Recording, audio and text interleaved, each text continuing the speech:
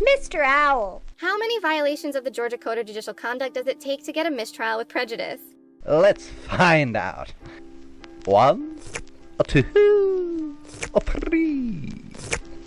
4, 5, 6, 7, 8, 9, 10, 11, 12.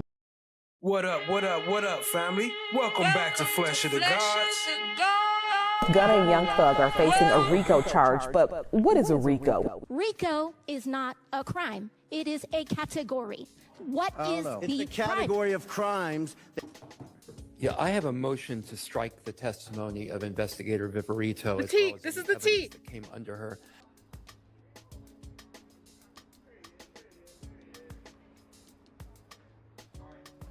What up, and welcome, family.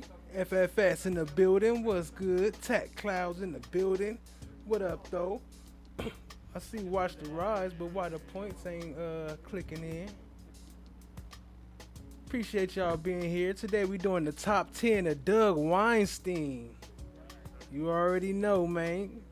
One of the greats. So we gonna tap into his session of the day. Well, he ain't need to zoom into his chin like that. No. Oh, there go Watch the Rise. Okay, there you go. I see you. No one in the building. What's good? What's good? Appreciate y'all. Let's get into it. Tat, tat, tat. This case is unlike any normal civil or criminal case. The amount of bizarre and crazy things that happened over the course of this case, the length of the case, 10 months of jury selection, a judge who's recused and replaced mid-trial by another judge. I mean, there are so many things that happened. The side characters in the case, the witnesses. Nothing in this case went as expected. I'm just going to recess. Hold, we have another category of gang. It's a hybrid gang. Ooh, a hybrid gang. This is fascinating. Let's talk about hybrid gangs. What's a hybrid gang? Oh, a hybrid gang is whatever we say it is at any given point in time to fit our narrative. That's what a hybrid gang is. I use the term nose of wax. They can twist it any way they want to fit the group of people they want and say they're a hybrid gang. It's a catch-all. It's a catch-all used to throw all kinds of people together and say, well, you don't meet the definition of a gang, but because we are gang experts that train each other, we have decided you are a hybrid gang. Tall Glass, what up, though? Well, hybrid gang. So a hybrid gang apparently is one where, according to their experts, Bloods and Crips can live together in peace and harmony with each other to accomplish some type of goal. Does that make sense to anyone in here that has any basic understanding of the way that gangs work? You've had the state's own witnesses come here on the stand and talk about how ridiculous it is that you can say, that anyone can say, that YSL is a gang when you can have Bloods and Crips and Independents and all of these people be members of this alleged gang. As Mr. Sharp talked about, there's none of the traditional gang elements. There's no beating in. Anybody can call themselves a member of YSL. You know, someone, I guess, alleged there might be a $25 dues fee or something ridiculous to that effect. But there's nothing that shows them together as a gang. Oh, well, wait. They are a gang because look at these pictures of YSL wearing green clothing. That must mean they're a gang. You guys are mostly in blue and black. You associate with each other here today. Are you guys a gang? The state is all in red today. Are they a gang because they're all dressed in red? Poor Miss Hingerty happened to come in red today. I guess she's a member of the gang as well. It is absurd. Lil Wayne has ESPN on his arm. ESPN. I guess Lil Wayne is surprised that he's a member of YSL too. My client's got ESPN on his body. No, that can't be because he was a football star and in his mind probably liked ESPN. It must be because he's a member of a gang called YSL. So it's wonderful that the state's gang experts have such insights into the mental thinking of my client and Lil Wayne and everybody else. Now, the state may say, well, they're not a gang, even though they all dress in red today, looking quite dapper. Because, well, they don't have some criminal objective. Well, I don't know. Let's look at the way the state indicts people. The state's around Investigator Viverito. Investigator Viverito is the last person I can find anywhere on video or that you've seen on video holding that missing $500,000 watch. Did she steal the watch? Was that an overt act in furtherance of the conspiracy? Maybe I should go to a grand jury and try to indict this. It's the state gang or something ludicrous like that.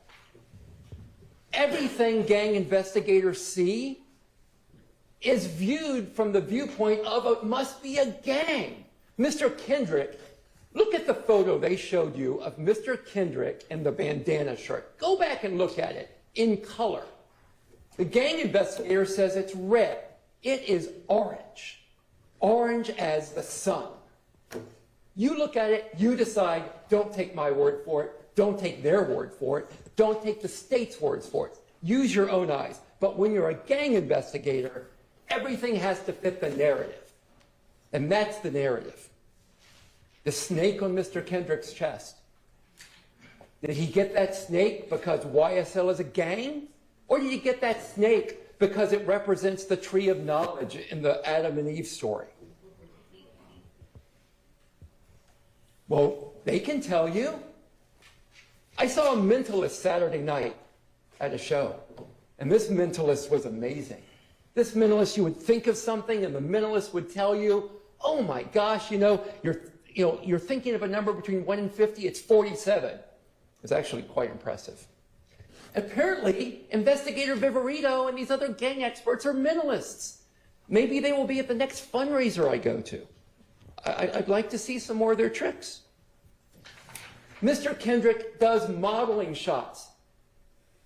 So someone will say to Mr. Kendrick, hey, hold this hat. Oh, that's gang. The hat has a rat with a line through it. That's a gang activity. We're sending a message to everybody. There's a photo taken outside at the time of a video shoot for music. Oh my gosh. Oh my gosh, look at that. Gang activity.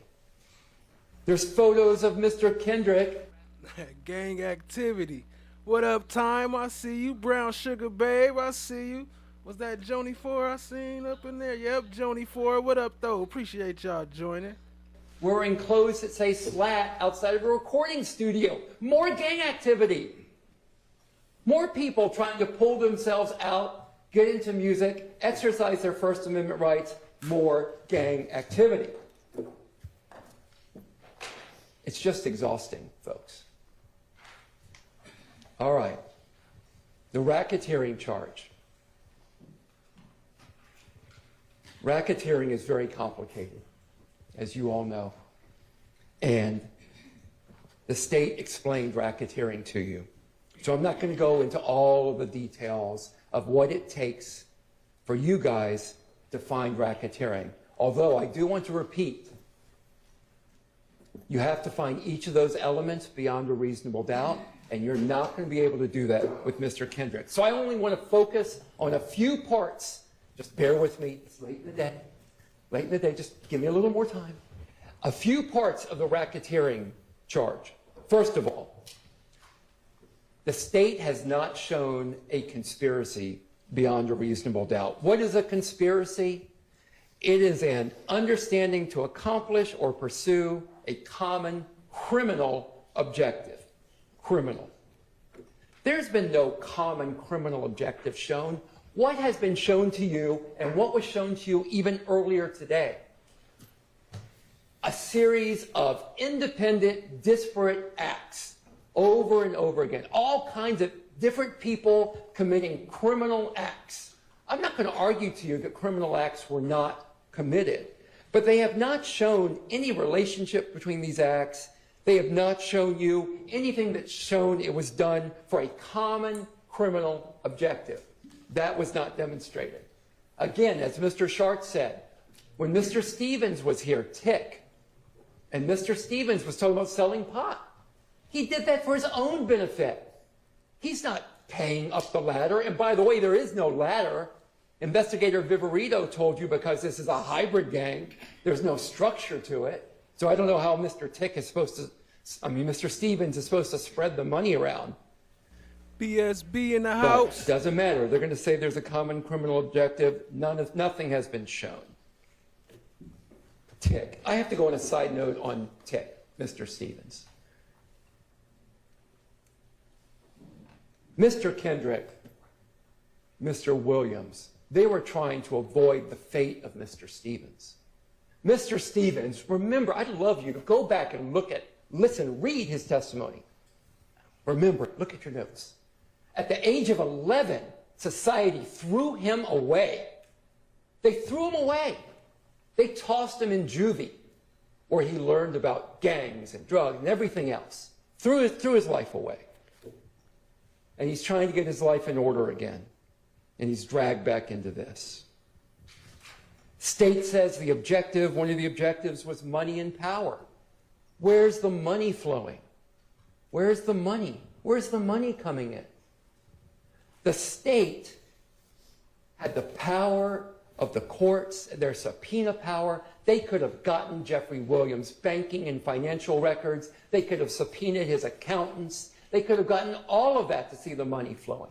Did they do it? No. Why didn't they do it? Well, I'm going to argue to you they didn't do it because there was nothing there. If they did it, it would undercut their case about seizing Mr. Williams' assets, about seizing $8 million worth of jewelry that he earned in the music business, about seizing all of those cars, about seizing the ring off of his finger and keeping it. We don't want to see those records because we don't want evidence that he earned all of this from his music and his hard work. No efforts of money and power as part of a conspiracy deriving from this gang. The judge is going to tell you in your instructions, mere association with an enterprise is insufficient by itself to establish a conspiracy to violate the RICO Act. Mere association. And that's what you have here, mere association. A bunch of guys that grew up together, were around each other, and that some of whom were trying to make it out, and some of whom were trying to help others make it out. Mr. Kendrick was trying to make it out. Mr. Kendrick would not let himself be thrown away like happened to Mr. Stevens. So I don't believe there's a conspiracy that's been shown beyond a reasonable doubt. What else has the state not shown? Well, they've not shown a lot, but I'm just going to focus on a few. The state hasn't shown that Diamante Kendrick knowingly and willingly joined this conspiracy, and they must show that. Well, first of all, I understand their difficulty. I understand their problem. How do you show that you knowingly and willingly joined a conspiracy with a criminal purpose when one doesn't exist? So that's their first challenge. That's their first challenge.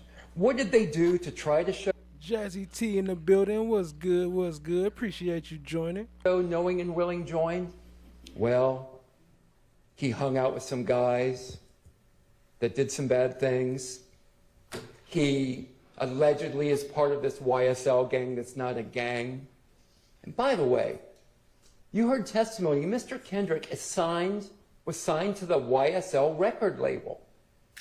So I guess he knowingly and willingly signed to the YSL record label. But that is not the same as knowingly and willingly joining a conspiracy.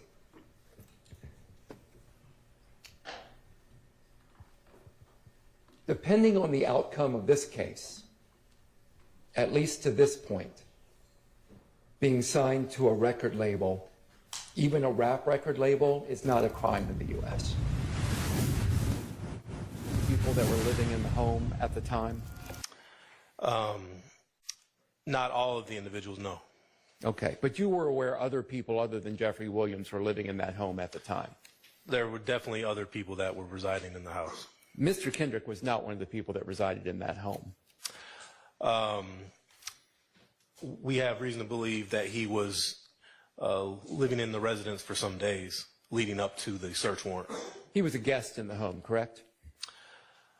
It depends how you want to say he was a guest, or was he staying for an extended stay? Okay. I don't know. Okay. Can you, Ms. Knight, would you put up, let's put up 5XX, please. Publish that.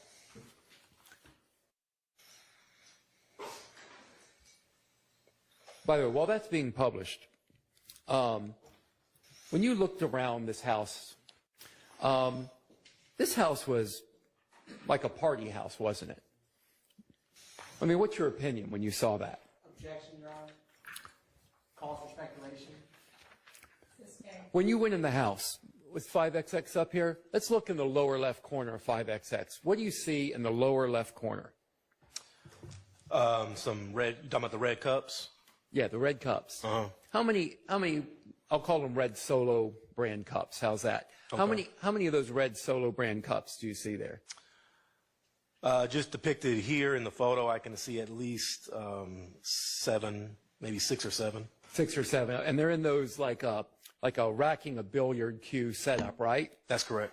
Is that the type of thing that, you have one of those in your home? I do not know.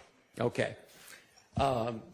Neither do I, but I guess that's neither here nor there. No, it's not. So let's so not what be about- making commentary. Okay, Your Honor. What about your knowledge of Mr. Williams? You know this home was occupied by, or the resident of this home, is someone that suffered from drug problems. Are you aware of that? Objection, Your Honor. Assume the facts not admitted in evidence. Sustained.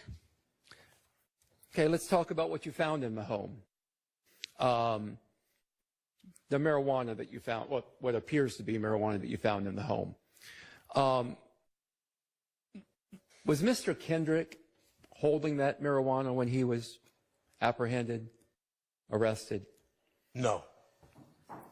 Was Mr. Kendrick, let's put up 9XX, please. Could you publish 9XX? I'm not going to go through these one by one. I don't want to belabor the point. Okay, 9XX. That marijuana that you, or what looks like marijuana that's there, was Mr. Kendrick found around that marijuana? I don't believe he was. I believe he was apprehended attempting to exit the residence. Oh, So not near that marijuana right there. No, Okay. We'll get into where he was apprehended in the future, but he was not, as far as you know, around this marijuana when he was apprehended, when he was arrested. Well, he was inside the residence. He was arrested from inside the residence. I'm asking, like, are you saying was he within a certain amount of feet of the marijuana, or? Sure. Was he within arm's length of the marijuana? No, I do not believe he was. Okay. Was this taken off of his body? No. Were any of these drugs, I don't want to go one by one, so let's try general if that'll work. Were any of these drugs that you've shown today, were any of these drugs taken off of Mr. Kendrick? No, not off his person, no. Yo, shout out to Brown Sugar Babe. Say I had to grab the Android to see it. Yo, that reminded me. Did y'all know that Apple charges an extra fee when you donate from Apple? So they charge us a fee from YouTube. So YouTube charge a fee, Google charge a fee off top. But then if you are a Apple user and you donate from Apple, they charge a fee also. So the YouTuber makes less if you donate from Apple. Just a side note. Okay. What about the numerous weapons that's been shown to you today that you've shown? Were those taken off Mr. Kendrick? Not his person, no. Were they found within his arm length? Within his arm length, no. Okay. That would be the right front The right, left, excuse me, the right, left side. Front. Okay, all right. Here, let's look at, what is this number? Okay. 62XX, what, alpha? I'm sorry, Mr. Weinstein. Yeah, that's 62 X-ray alpha. Okay, 62 X-ray alpha. I'm going to hand you one of these.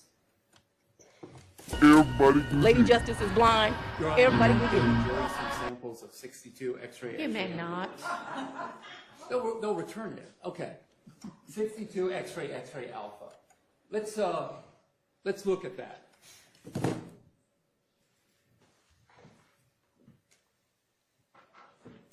Can you read what's on the front label of 62 X-ray alpha?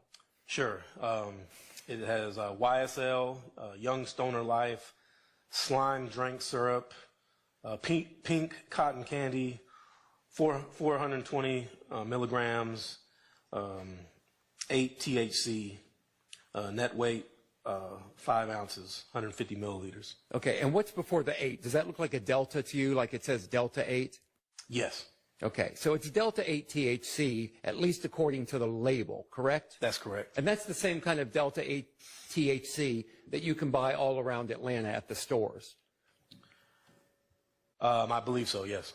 Okay, so let's look at the back for just a moment. Can you turn it over and look at the back label? Yes. I'm not going to have you read all of that, but it says pink cotton candy, 420 milligrams, delta 8 THC, correct? Correct. And what's the word below that? There's a warning. Warning. And below that warning is a long paragraph of, if you want to read it over first, that's fine, but a long paragraph of warnings about use of the product, correct? Yes. And it's the type of warning you'd see on, other products that you might buy at a drugstore, correct? Correct. Below that warning, the next pink printing you see, what does that say? Ingredients. Would you read the ingredients, please? Shout out to Adventuring. I'm late. Gotta rewind on 2 times. All right, appreciate you. See you when you come back, when you catch up. Allulose, simple syrup, sodium, benzoate, citric acid, food coloring, flavor additive, cannabinoid distillates from hemp, sunflower, lecithin. Okay. I don't know how any of that's pronounced. I probably either. messed it up. No. The back to the warning just a minute. Would you just read the first sentence of the warning, please? In accordance with the provisions of the 2018 Farm Bill, this product contains no more than 0.3% Delta 9 You can just say THC if you'd like. THC on a dry weight basis. Okay. So again, this is assuming this is correct as to what's in it. This is the same type of thing that is available for sale around Atlanta. It may be. I haven't seen it in. Okay, below ingredients, there's another pink text. What does that text say? Directions. Would you read that? Must shake well, mix with favorite drink, and enjoy. And 1 capful per serving, correct? That's correct. And then at the very bottom, what type of label? What do you see on that part of the label? You talking about the nutrition facts or the the nutrition facts. So there's nutrition facts there. What's it say there? 20 servings. Each serving size is 1 cap, 7.5 milliliters. Okay, and it's got the serving size, amount per serving. It has your carbs. You know, if you're tracking your calories, that's there, right? So it's the same type of nutrition label you see on all kinds of other products, correct? Correct. What's below that for manufacturer? Below the manufacturer is a website. No, I'm sorry. Where it says manufactured by, what does that read? Elemental Extractions, Huntington, West Virginia, with the 25705 zip code. Okay. So this does not seem like a particularly nefarious product, given the warning, the ingredients, the directions. It's like any other product you might buy, correct? I guess it's any other Delta 8 product. Okay. Okay. Thank you very much. Their case was shit. Okay, I didn't rule that it wasn't relevant. What we discussed up here at the bench was that it's not within the scope of redirect, which is when Ms. Hilton said, oh, yes, That it would be is, the right because front. I'm going to be The establishing. right left, excuse me, the right left side. Front. Okay, all right. That all of the times line up. But on cross, he disputed that the 959 from wiretap was anywhere close or could be related to the 959 anywhere else. Was established as being the same 959, and I have heard nothing that, maybe you could tell me how you can establish that. So at 9:59, when he makes the FaceTime or the call, he is at 464 Windsor Street. Okay, so then you go to your next step. No, that is, how do we know that he's at 464 Windsor Street? Says it. Because some other item of evidence says it, and we don't know that they're all running on the same clock. That's what we're trying to show you it is. Because at 9:59, if everyone will just wait, and we'll get to the big ta-da. So at 9:59 on the wiretap thing, it says 464 Windsor Street. On the ankle monitor, on a separate device, at 9:59, Mr. Jackson is at 464 Windsor Street. That correlates. They're the exact same place at the exact same time. At 10:02, it shows that he's at PJBR2, whatever. That's the intersection of I-20 and the light. Shout out to FFS with the $2 super chat. He said, Apple said have my money by Monday. The fuck? Nah, Apple said I'm taking my money first before anybody get it. Before YouTube get it, before Google get it, before you get it, I get mine off top. As soon as they pledge sin, Apple get paid. And then at 10:02 on the FedEx thing, and it says 10:02:17. So it's the exact same thing. It's to show that all the times line up. All this questioning that the times are not accurate, that the times don't sync up. We're proving that they actually do sync up, which is what he challenged Investigator Viverito about this 9:59, and she's just making it up, and all the evidence is being presented as how she wants it to. And now we have physical evidence from different videos that show they actually all do sync up, that they're all running on the same, time width or band or whatever. I think you can argue that. I don't think that is established. But if you want to have her say, but Ms. Hilton says you've already left 9:59 anyway. So I'm still at a loss as to where we are. But we'll just get her back in. And I have a motion before the jury comes out and you bring her back in, because unfortunately it's my job to further tax the patience in the court. what's that?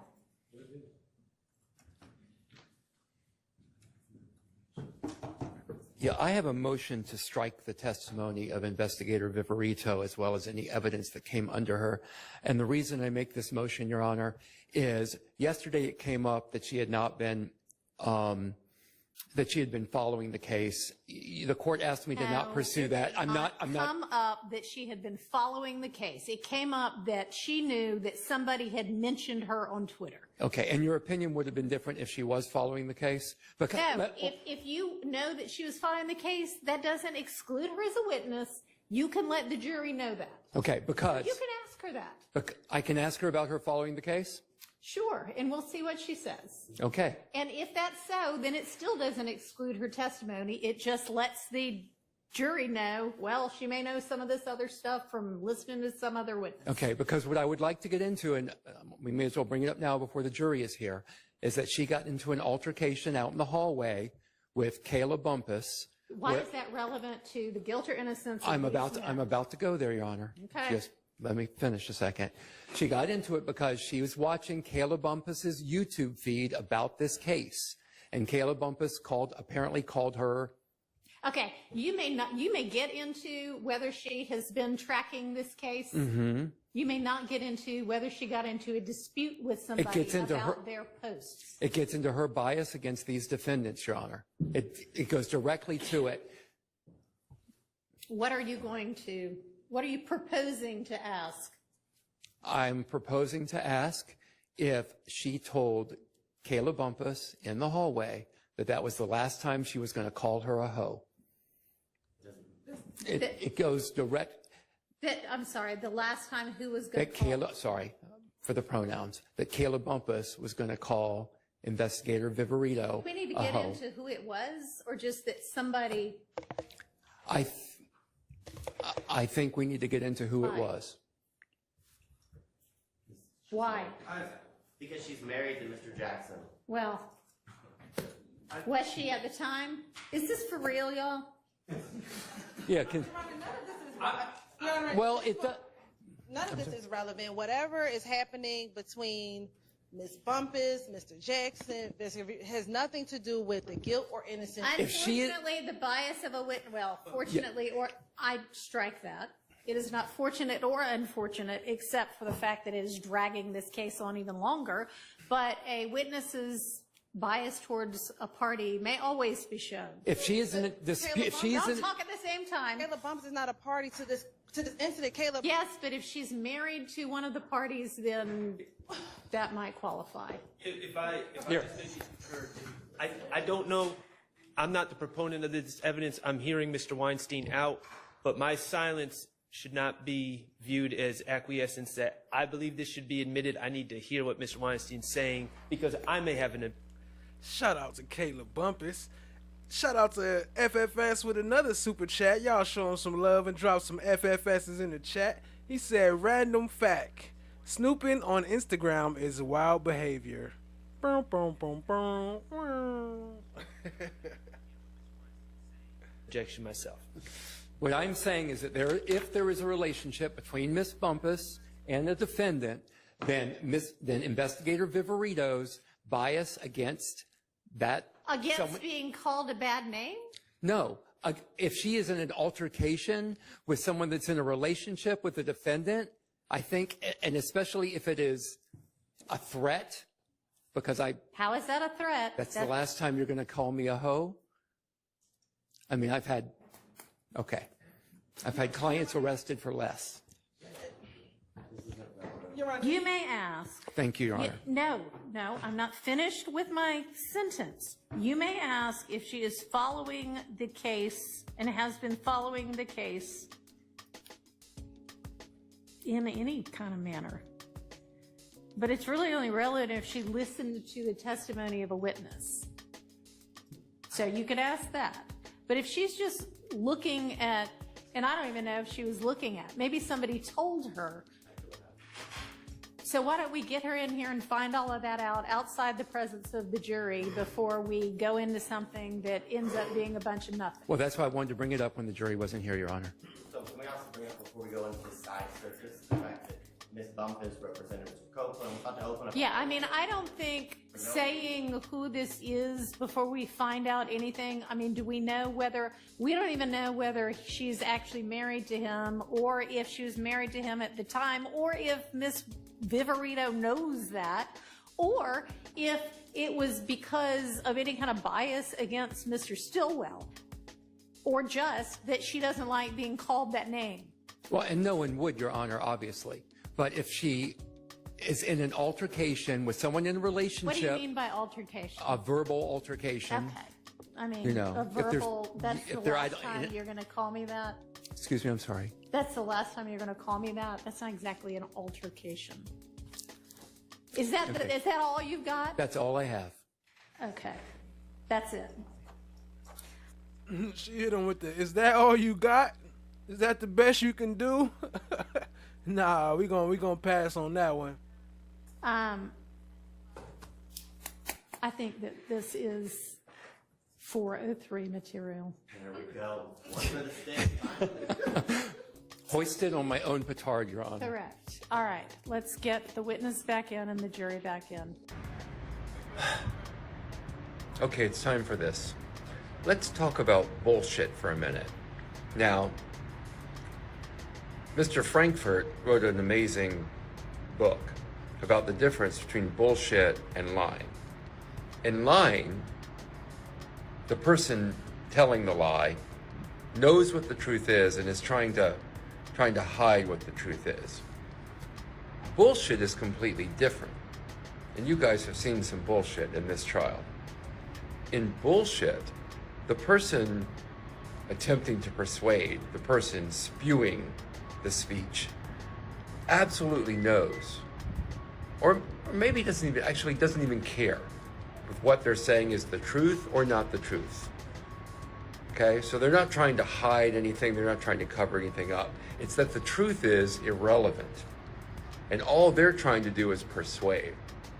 So I have to say, in this trial, there's a lot of bullshit. Yeah, I had some things to say to the air, I guess, at that time. So I'm glad I could vent on your YouTube channel. I mean, I don't even think I can express how upset I am about it. And it's an angry upset. Now, everyone needs to know this. Everyone needs to know this before you show it. Kayla had no preparation for this. She had no idea I was going to put her on the stand. I think I walked out in the hall and I'm like, Kayla, I need to put you on the stand. No, I was sitting in the courtroom and Judge Whitaker said, Miss Bumpus is sitting right there. Oh, yeah. See, your memory's better than mine. I have a terrible memory. But there was no prep. There was no witness prep, right? No. We just threw you out there. And I think we were all watching like about this is that when you were questioning me, your questions had to be limited to a certain specific topic. But when the state was questioning me, they were asking about things that were completely different. Have you read the transcript to the ex parte meeting? Yes. I'm not sure if that is already an exhibit in this case, Your Honor. It is, it's a part of the record as a transcript. Okay. It's been filed in Odyssey into the case. Okay. So I don't think it needs to be an exhibit unless you want to make it exhibit for the purposes of this hearing, but it's in the record. Okay. I'll just be referring to that transcript. So have you read the transcript from the June 10th ex parte meeting? Yes. And does that reflect everything that occurred the morning of June the 10th during the course of your meeting? I believe that was in chambers. Is that correct? That was compound. That was compound. Was that meeting in chambers? Where did that meeting take place? In chambers. In chambers. And was the ex parte transcript that you read a complete recording of absolutely everything that took place in chambers that morning? No. Could you please tell me, generally, when was there a time during the course of that ex parte meeting? Adventuring said, caught up just in time for the, is this for real, y'all? Welcome back, family.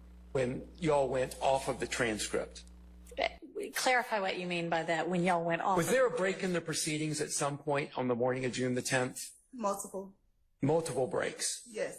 And during one of those breaks, did you have occasion to speak to Mr. Copeland with someone else, someone from the states, the state present in the room? Yes. And when you had that conversation, that was off the record. That was without the transcript being transcribed. Yes. Let's clarify who is in the room at this point in time. Okay. Who is in the room? And again, let me just make clear on this. I only want you to speak about conversations that you had with Mr. Copeland that are not privileged, where, for example, someone from the state was in the room. Do you understand? For sure. Okay. When there was a portion of that meeting that was not recorded on transcript, who was in the room? Myself, Mr. Copeland, and Simone Hilton. Who else? If anyone. I don't know, all the deputies. But were there deputies in the room as well? Yes. Do you remember how many? 4. Okay. Anyone else other than the deputies and the 3 people you just named? Investigator Hamilton and maybe another investigator from the state. Okay.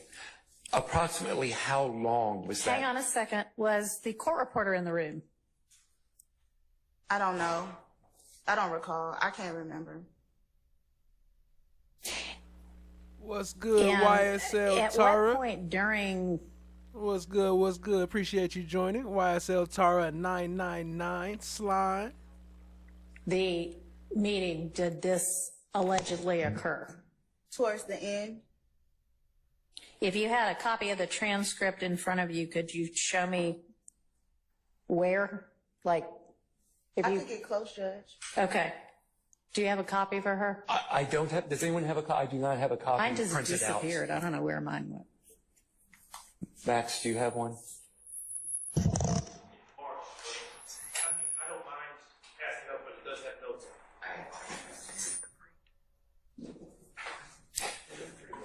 Maybe not. Let's get a clean copy. Okay. What had just occurred, and then what occurred following it? What had just occurred prior to?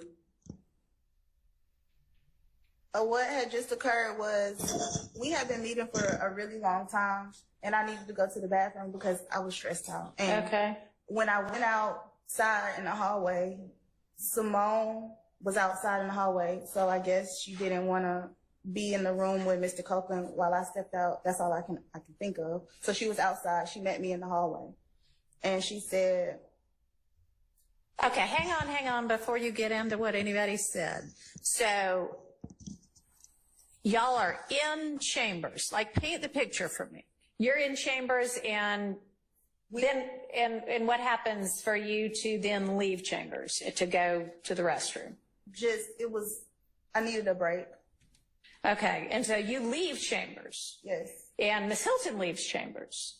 I don't know when she left, because when I left, she was still in there. But when I came from the bathroom, she was in the hallway. Okay, when you left chambers to go to the restroom, who was in chambers at the time that you left? Mr. Copeland, the deputies that were with him, about 4, Miss Hilton, the investigators from the DA's office, the judge, and the court reporter. Okay, so you took a bathroom break. Yes. And as far as you know, you left, and then you have no idea when or if anybody else left. But when you came back, Miss Hilton was in the hallway. Yes. All right. Well, then that's not the part we're talking about. No.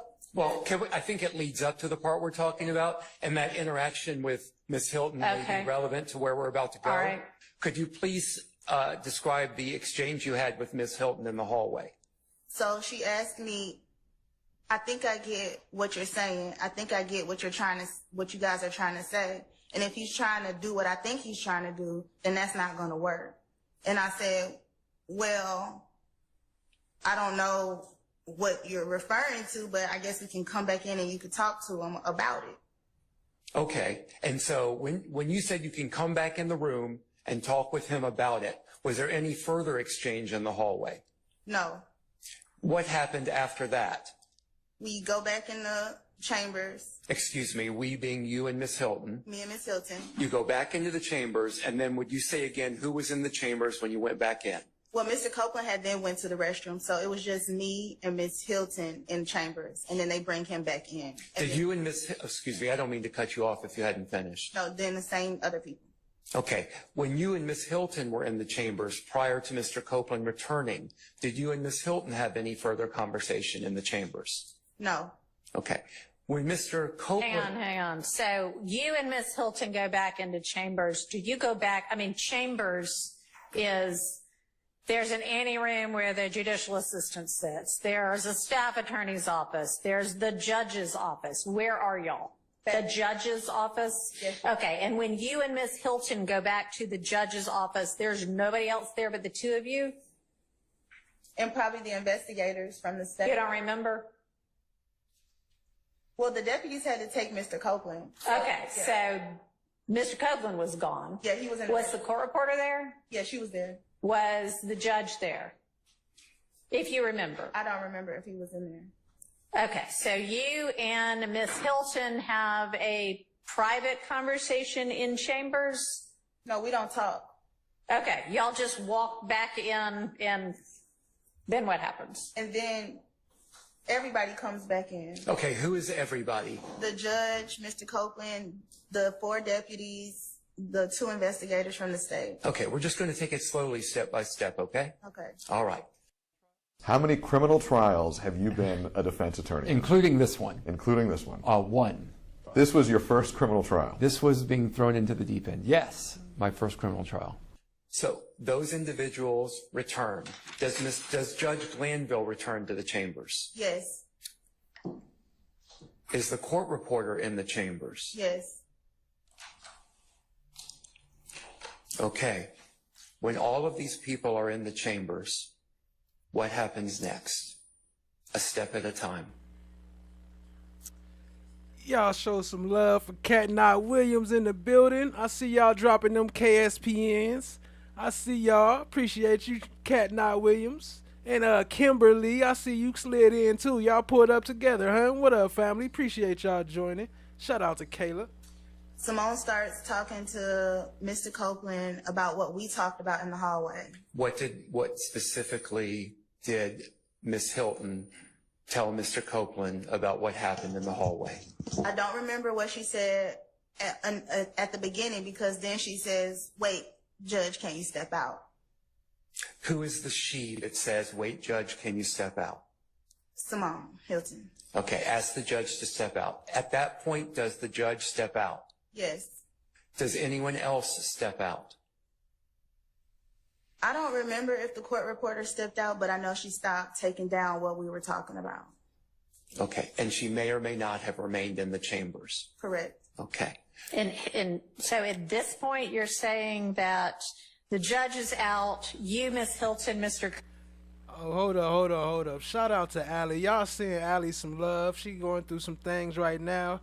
Y'all send her some love and some good vibrations. YSL Tara said, Queen Slime. No one said, drop that cat one time for me. Hi guys, how is everybody? Copeland, 4 sheriff's deputies and 2 DA investigators are in chambers. Yes, Judge. Okay. Okay. Next step. What happens next?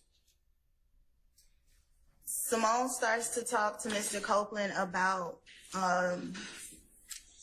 I guess this is the part about purging yourself and perjury and impeachment. Okay. What specifically did Miss Hilton say about purging himself? About purging himself, once he began to testify that he would purge himself of him being arrested. Okay. What about perjury did she tell to him? Did Miss Hilton say to Mr. Copeland? I think some of this is on the transcript, but she reiterated the fact that pretty much she wanted him to testify. She didn't know what he was going to say, but there was one thing that they know that he didn't do that she would not allow him to testify to. Okay. What did Miss Hilton tell Mr. Copeland was the one thing he knew, she All right, knew? let's not assume any of this because this is your witness, so don't lead her, okay? Okay. So when you say that, what did Miss Hilton specifically say regarding that? Well, first, Mr. Copeland said, I can claim all of this. I can claim all of this. I might as well just say I did all of this. And she said, but we know you didn't do all of this. And specifically, we know you did not kill Donovan Thomas. And I will not allow you to get on the stand and say that you killed Donovan Thomas. And when Miss Hilton said, I will not allow you to get on the stand and say you killed Donovan Thomas, did she say anything else with respect to that? Pretty much, I was explaining to Mr. Copeland about independent evidence because she said if she had any independent evidence to prove that he was lying about anything, she would just use his statement to impeach him. But she would not necessarily press charges against him for perjury. But she said that if he said this thing, this one particular thing, which was the unaliving of Donovan Thomas, that she may move forward with perjury. And Mr. Copeland says, well, it's not just about me knowing who killed him, but it's about, I know more about that infinity, and I know something about somebody who's not even on trial. Okay, I'm going to stop you there a second because there's a lot to unpack, okay? So do I understand your testimony to be that Miss Hilton said that she would prosecute him if he lied about the killing of Donovan Thomas, but she would not prosecute him if he lied about other things? Yes. Let's go back to the infinity, because I didn't catch all of that. What did Mr. Copeland say about the infinity? You just said, I know something about the infinity that y'all don't know. And how did Ms. Hilton respond to that? No, I don't remember, but basically she just like, okay. Okay. What happened next in that meeting? Oh, can I stop you a second? Had Judge Glanville re-entered the chambers where you were at this point? No. Okay. Please continue. What happened after the comment from Mr. Copeland about the infinity?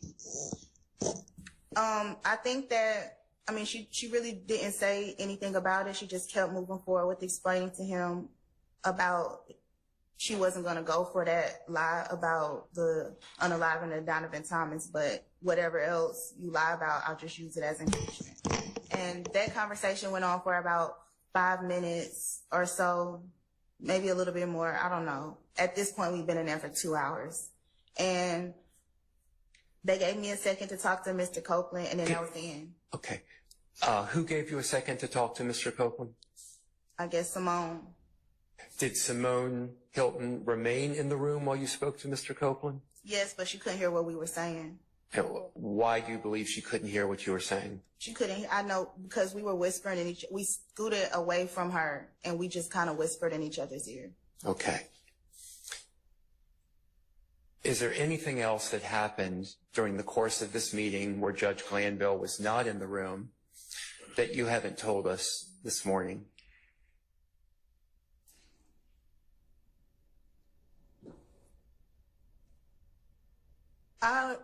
I'm not 100% sure, but I know there's one time where Adrian says something about Judge close your Where, ears. I'm sorry, who? Adrian Love. Okay. She said, I'm sorry, who? Adrian. Yo, shout out to Jazzy T. Appreciate you. Y'all go sub up. I said slub up. Y'all go sub up to Queen Slime, Cat Knot Williams, dropping the 5 gifted memberships. Appreciate you, family. Y'all show Cat Knot Williams some love and drop them KSBNs all in the chat. Appreciate you, family. Much love, much love. Okay, let's stop just a second, okay? Because I want to make sure we clarify this. I believe your testimony earlier was that Ms. Love was not in the room, at least during this portion of that meeting. Is that correct? That's correct. Are you referring to another portion of the meeting that happened that morning? I don't remember if he stepped out or not. I just remember at one point she said, Judge, close your ears. I don't remember if who said. Okay, let's go back. But yeah, that's Okay, very unclear. Here, we're going to go back and try to clarify. Let me. Yeah. All right. So the beginning of the meeting, it is Judge Glanville, Miss Love, and you. Yes, Judge. The court reporter, and then whomever the deputies are. Mr. Copeland is not there. Miss Hilton is not there. Is that correct? No deputies. Okay.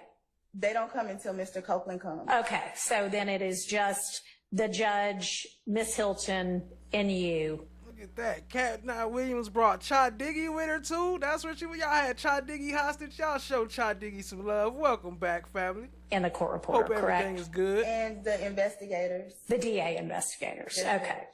And so is it that portion of the transcript that you're moving to now? Yes. Okay.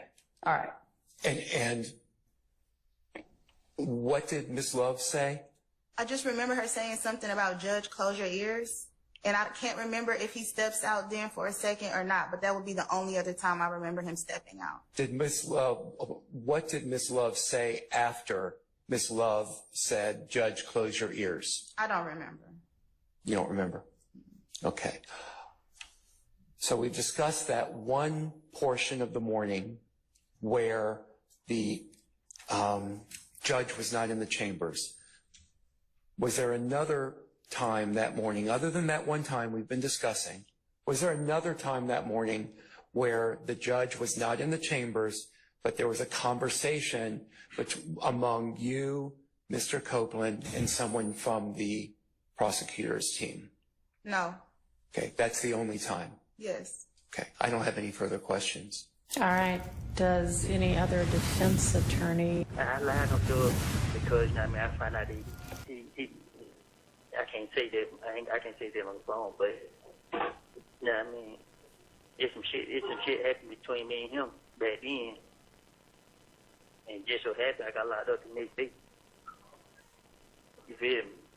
I ain't got nothing to do with no murder. Everybody, and I did it. I ain't got nothing to do with it.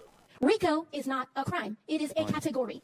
My name's Doug Weinstein. I'm Diamante Kendrick's attorney. I think you know him as Yak, right? Yes. Okay. So when I refer to him, I'll just call him Yak. I know you weren't feeling well yesterday. How are you feeling today? I'm feeling better. Thank you. Okay, good. I'm glad to hear that. I'm not going to ask you a lot of questions about years ago, because it's been about 9 years. I can't remember what I had for lunch yesterday. But I will ask you a few. So let's talk about 9 years ago. You've stated repeatedly that you would tell the police anything to stay out of jail, right? Yes. You said yesterday, tell me if you remember this, you said yesterday, quote, Rice Street is not prisoner jail. I don't know what that place is. It's the worst place in the world. Do you remember saying that? It is. Why do you say that? Because it's the worst place in the world. Okay. That I done been to. Okay. So let's talk about finessing the police. Okay? I think you've heard the word, I'm just going to say it once, you've heard the word bullshit a bunch the past couple of days. Right. So we'll just say BS. Is that basically what you were telling the police, BS? Yes. So you're a bullshit artist, you're a BS artist at the time. See? I'm sorry. I said as you BS. Yes. So you're a bullshit artist, you're a BS artist at as the you time. Can see? I'm sorry. I said as you can see. Okay. Or at least you were several years ago, correct? And I told them that. Okay. And you would stay at a jail to help yourself because you didn't want to be in there, correct? Right. And you wanted to stay at a jail to help your family, your girlfriend, your daughter, correct? To protect them. To protect them. Yes. Okay. And again, you'd say anything to stay at a jail so you could protect them. So when you said that you heard things from Mr. Garlington, from Lil D, about what them guys shot Thug, that was a lie, correct? It was. And about Yak being a driver, that was a lie, correct? It was. When you would tell these lies, I think you testified earlier, that what you would do is sprinkle in like a few grains of truth in the lie. Is that correct? It's the only way you can be convincing. Can you explain to the jury that technique that you would use? All right.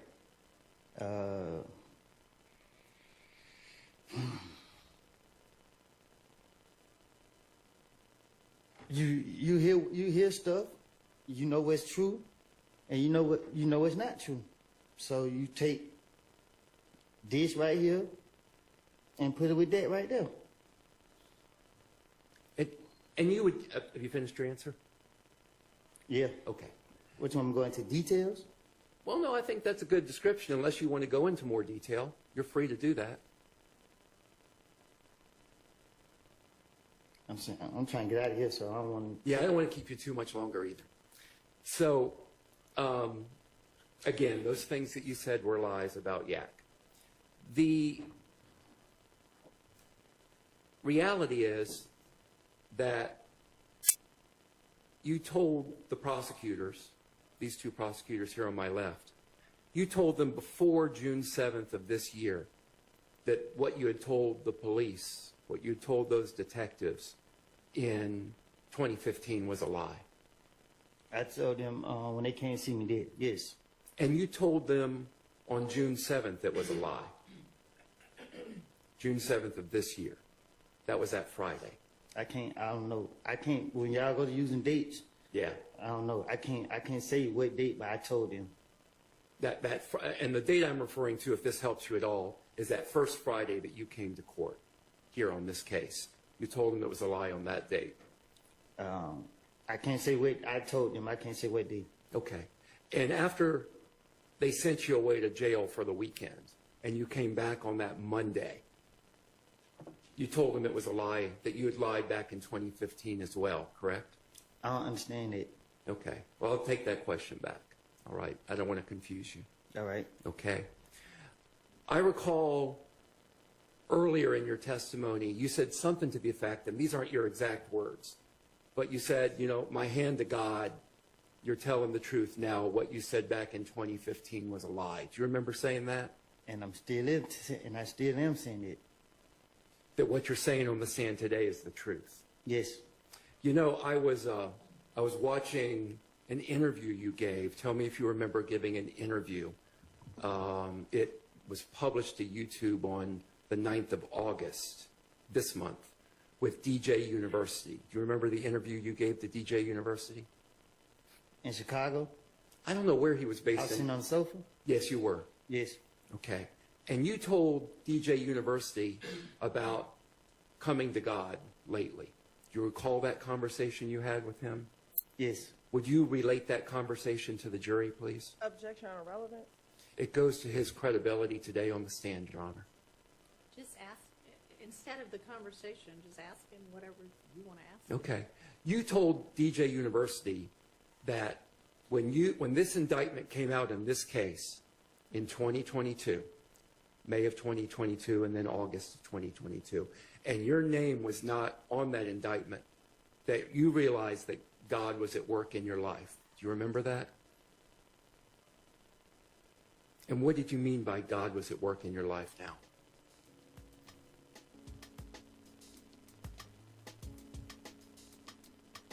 Say it again. Yeah.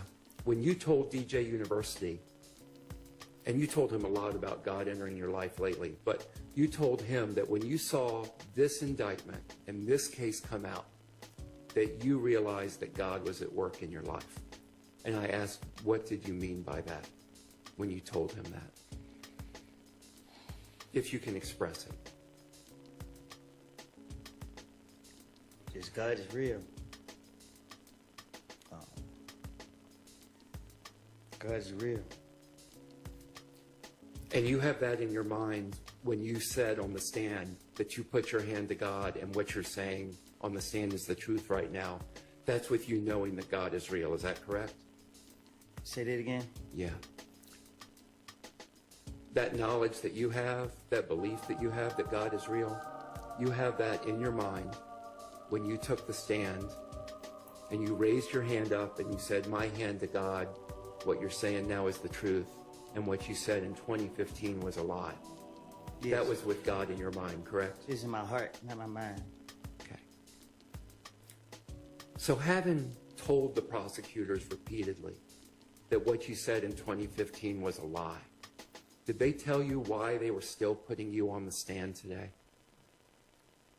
Can you say that again? Sure. No, the short part. Okay. Did they tell you why they were putting you on the stand?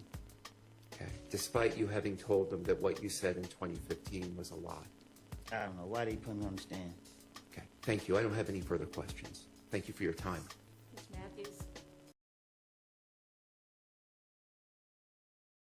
Y'all keep the love going for Tac Clouds and FFS, going crazy in the chat with the gifted memberships. Appreciate y'all, family.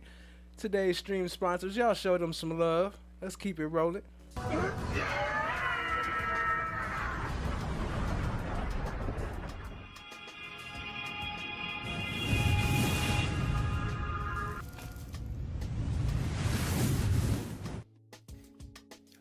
Good afternoon, Detective Gaither, or Sergeant Gaither. Good afternoon. My name is Doug Weinstein. I represent Diamante Kendrick. Yes, sir. I just want to ask you a few questions about your interview with Mr. Zachary. In that interview with Mr. Zachary, when he is asked where he got the information about the murder of Donovan Thomas, at one point, Zachary says, Yak told me, correct? Yes. Okay. And then You asked him why, presumably why, why did Yak tell Zachary that information? You recall asking him why? I do. But he didn't respond to that. He did not give you a why as to why Yak would tell Mr. Zachary that. Correct?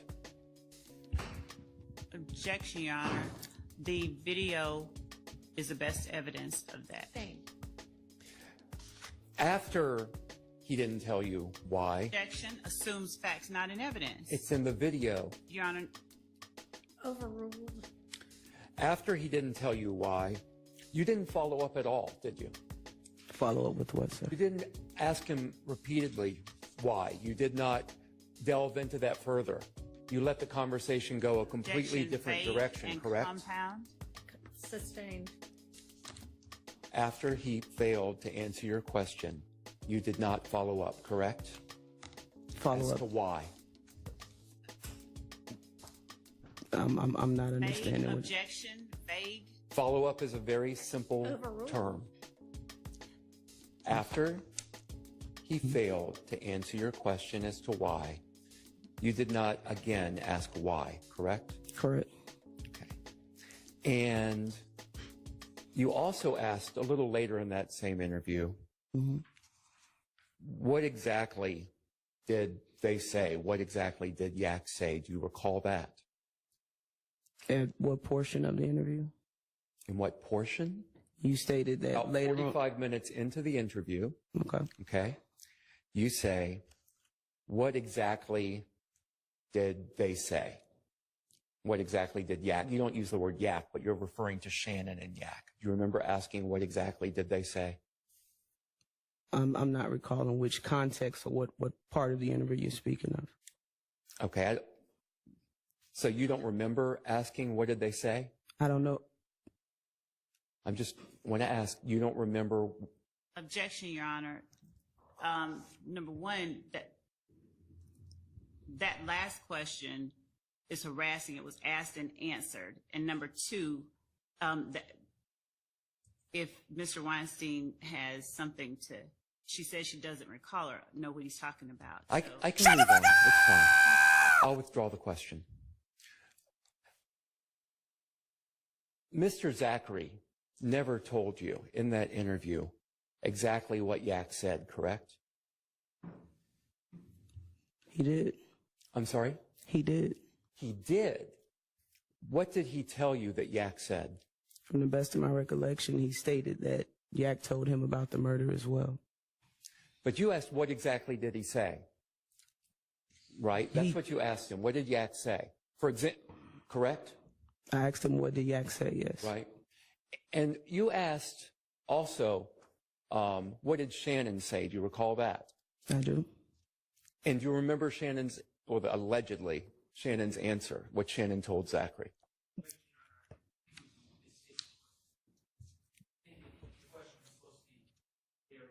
Yeah, I'm sorry. I'll withdraw that. What did Quindarius Zachary say that Shannon told Zachary? That they caught Nut down bad, and he also stated that Yak told him the people that were involved with the murder, the names. That's in the interview as well, that he stated Yak said. But you didn't get an exact quote like that. You got nothing like that, correct? You didn't get the word. Let me stop right there. You didn't get an exact quote like that, correct? Objection, vague. Sustained. You did not get a quote from Zachary about what Yak allegedly said the same way that you got a quote from Zachary about what Shannon allegedly said, correct? Objection, relevance, and objection, Overruled. and objection, vague as to the. Overruled. If you don't understand the question, Sergeant, just say that. I understand this question. He gave me the names of the people that were involved. He did not elaborate more. Allegedly, maybe. What's good? About exactly what Yak said. Okay, but could you answer the question that I asked? What's your question again, sir? Can I have the court reporter read the question back? Because I doubt I could replicate it the same way. Did not get a quote from Zachary about what Yak. allegedly said, the same way that you got a quote from Zachary about what Shannon allegedly said, correct? Correct.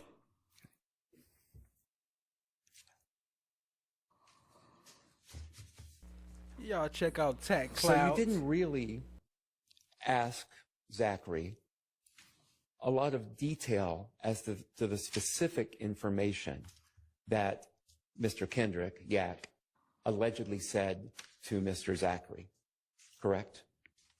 Specifically, he stated the names that Yak told him that were involved.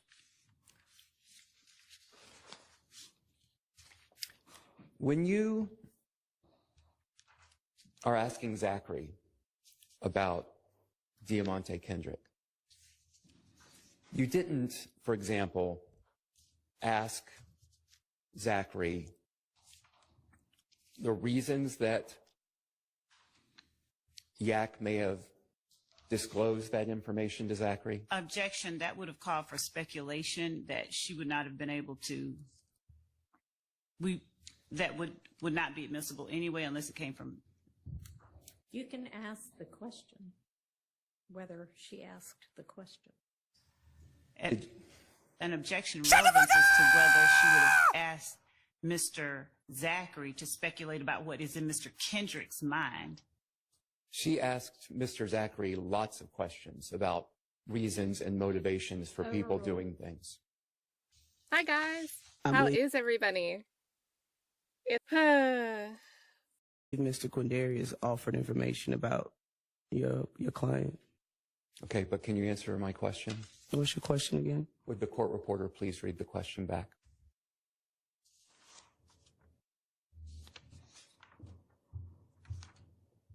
Asking for Zachary lots of questions about reasons and motivations for people doing things. For overall. You need the question before that. Yeah. No, it's my fault. I'm sorry. Thank you for your help. Sidebar, why can't anybody get a cup of blue ice, aka sky ice? If you know the answer to that, y'all go sub up to Rock Solid TV and let us know what you think. Conversations with AI, y'all tap in. Could you read the question before that part? There's going to be a lot of back and forth between the two of them before you get to the question. When you're asking Zachary about Diamante Kendrick, you did, for example, ask Zachary the reasons that Yak may have disclosed her information to Zachary. Did I ask him the reasons? Yeah, did you ask him the reasons? No, I did not. Okay. So really, you didn't ask Mr. Zachary a lot of questions about the specific information that he allegedly got from Diamante Kendrick. No, that's not on the video. Sorry? No, that's not. On the video, no, I didn't. I'm sorry? No, I did not. Okay. Let me ask you something else. There was a discussion on Direct about the shooting at Club Crucial on January 6th, I believe. Do you recall that? Yes, sir. And one of the things you testified to is that Diamante Kendrick, Yak, he'd gotten arrested up the street from Club Crucial. Do you remember that? I didn't say up the street from Club Crucial. She asked me if I knew that he was arrested that night of January 6th, and I stated after.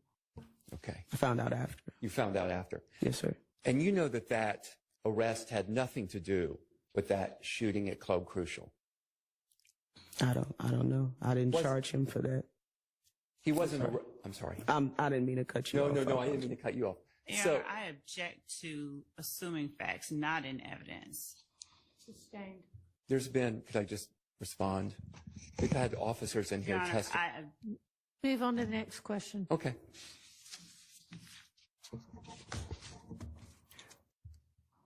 Also, earlier today, you testified when we're talking about how you corroborated information, that one of the ways you corroborated the information that Mr. Zachary gave you was because Zachary, Sledge, and Turner all were from Capitol Homes. Do you recall that?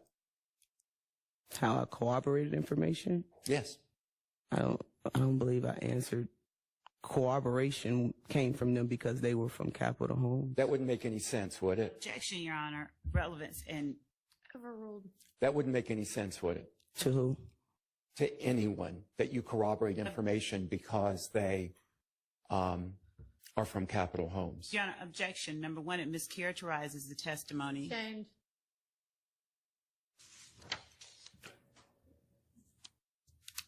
Would them coming from Capitol Homes, them being Zachary, Sledge, and Turner, corroborate anything?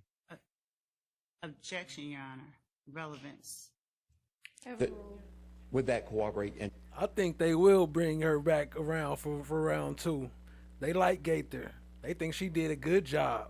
Anything, the fact that they are from Capitol Homes. Are we talking about something specific involving this case? This was your testimony. I'm sorry. This was your testimony from this morning. I'm just trying to ask you a question.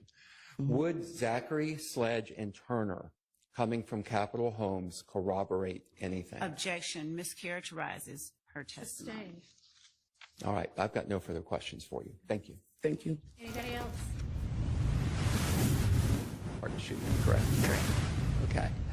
This picture here of I guess it's Duke, it's Martinez Arnold, correct? Yes. And Diamante Kendrick. This is from June 23rd, There's everybody's favorite, Detective Burrito. We got her in the building. Did anybody notice her new jewelry? I ain't seen nobody mention her jewelry yet. 2020, correct? Correct. And that is approximately 5 years and 5 months after the killing of Donovan Thomas. Yes, this picture was more so of importance to me to show the alliance between the Crips and YSL. Oh, that's right. That's a hybrid gang, right? Correct. Okay. And a hybrid gang is kind of like a nose of wax, right? It's something that you can twist and pull so that any type of characteristics that you find can meet the definition of a gang, right? That's not true. It isn't true. Why wouldn't that be true? For example, this hybrid gang with Mr. Arnold, this came about when Mr. Keith Troop died, and Mr. Williams gave the eulogy at Mr. Keith Troop's funeral. And if you listen to Mr. Kitchens, he tells the story about how Mr. Williams was put in charge to take care of Mr. Kitchens and guide him, and he's the one that kind of took them under their wing, and it was okay. And Mr. Williams was the first one to cross color lines when it came to gangs here in Georgia, and they were first uneasy with that, but Keith Troop explained to them, no, it's okay, this is something we do now. So that's an example. And the Department of Justice defines hybrid gangs as a gang member's participation in multiple gangs, vague rules and code of conduct, gangs or different gangs collaborating together to commit crimes. And there's several other definitions, but it's not just something I made up. The Department of Justice defines it too. No, I know. And what I'm trying to understand from you is I've seen multiple gang experts come in here and talk about definitions of gangs and definitions of hybrid gangs. And it just appears that if a group of individuals don't fit your definition of a gang, that they automatically get classified as a hybrid gang. I'm asking a question about hybrid gang. Well, can you explain what a hybrid gang is? Yes, I don't know what I said. I was high every day for a whole year, and I was at anything. I was at done anything to get out of here. I was at done anything. Of it is traditionally a neighborhood gang or local gang that tries to take on the identifiers of a traditional gang. Like, I'm from New York. The gangs in New York are much more structured. The gangs in LA, Chicago are much more structured. I apologize, from New York. The gangs are much more structured. Yeah.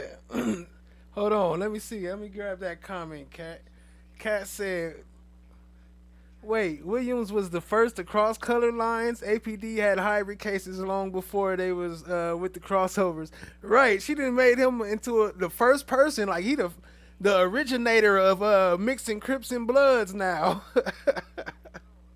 I had to grab that one. Here in Georgia, you'll see there are neighborhood cliques that will adopt the identifiers, like YSL, for example, adopted the identifiers of sex, money, murder. They were sex, money, murder based in the beginning, but then Mr. Williams decided to do his own spin on it. Like I said, when he was very close to Keith Troop, when he was deceased, or prior to that, like I said, if you watch, there's history about it where Mr. Kitchens talks about he was sent to go help out Mr. Williams at one point. And at first he was uneasy, like, oh, do we do this? And he said, Slow down also. Yeah, It's just- sustained yeah. to hearsay. and that's, I'm trying to understand, without giving examples, if you can define hybrid gang. it is a neighborhood gang that takes on pieces of traditional gangs. And like I said, you'll have individuals from different gangs working together. You will have the mixed use of identifiers, like we've seen through the presentation of evidence here. Like here, this snake and the blue heart for the Crips. Vague rules and code of conduct. Sex, money, murder, bloods have a rank structure. I don't know a rank structure within YSL. So they take pieces of what they like and they put their own spin on it, but are still backed by a traditional gang. So a traditional gang would have a hierarchy, correct? Correct. But you, according to I believe the testimony we've heard, YSL as a gang doesn't have a hierarchy. They don't have, but the Goodfellas, for example, they have. I'm asking, let's go back to my question. Right. YSL. Right.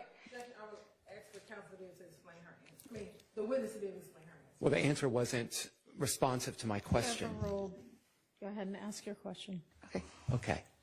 YSL does not have a hierarchy as a traditional gang does, correct? They don't have a set of leadership like roles, no. Okay, so in that sense, they wouldn't fit into the definition of a traditional gang. But they're still welcomed by members of the Sex, Money, Murder, Bloods. Can you just answer my question? Yes. Okay. So my question was, they don't fit into the definition of a traditional gang. Correct. So instead, they get slotted over to this catch-all category of hybrid gang, correct? I wouldn't call it a catch-all, no. Okay. I don't have any further questions. Thank you very much. Thank you, Mr. Weinstein.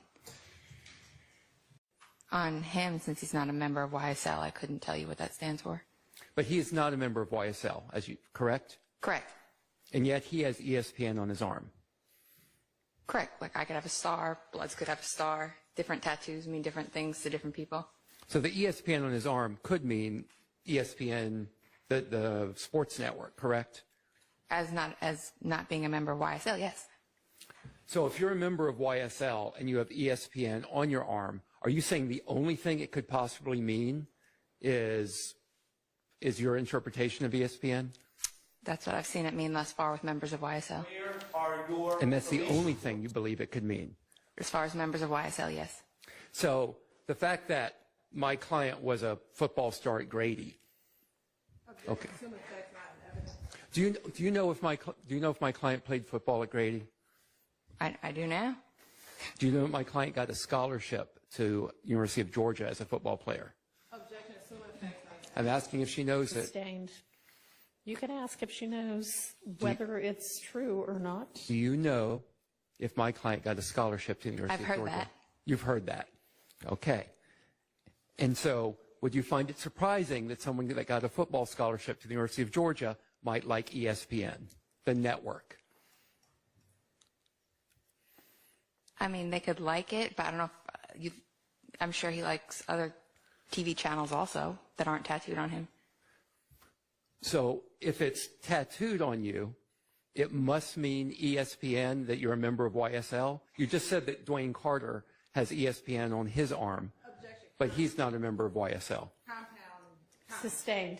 You just said that ESPN on Lil Wayne is not a YSL insignia, correct?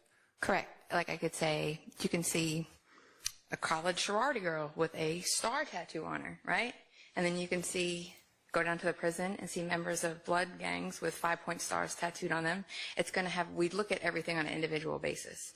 So I can't make that determination. When it comes to YSL members, when you see ESPN associated with a YSL member, I have not seen it mean of anything other than every slime play nasty. And you said you could see a sorority girl with a star on her, correct? Correct.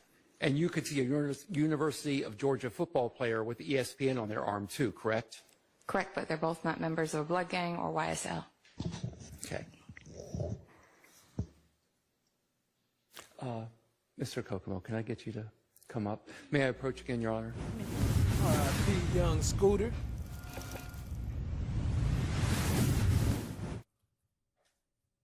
Now, looking at State's Exhibit 1 TT, why was How did they know to cut the sound right here? This is what I wonder. How did they know to edit that out? And they did the same thing with Winnie Lee. They cut the cameras right in time when they knew that they was on some bullshit. Like it was already scheduled and they knew it was coming. Y'all hit the like, hit the subscribe, tap in, share with a friend. Mr. Weinstein.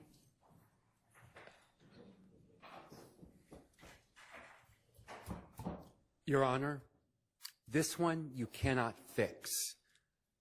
This is bad character evidence that came in. The state should have prepared their witness.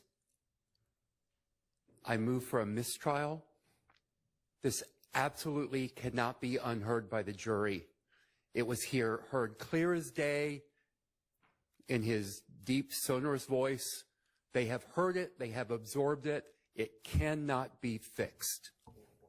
404A, Your Honor.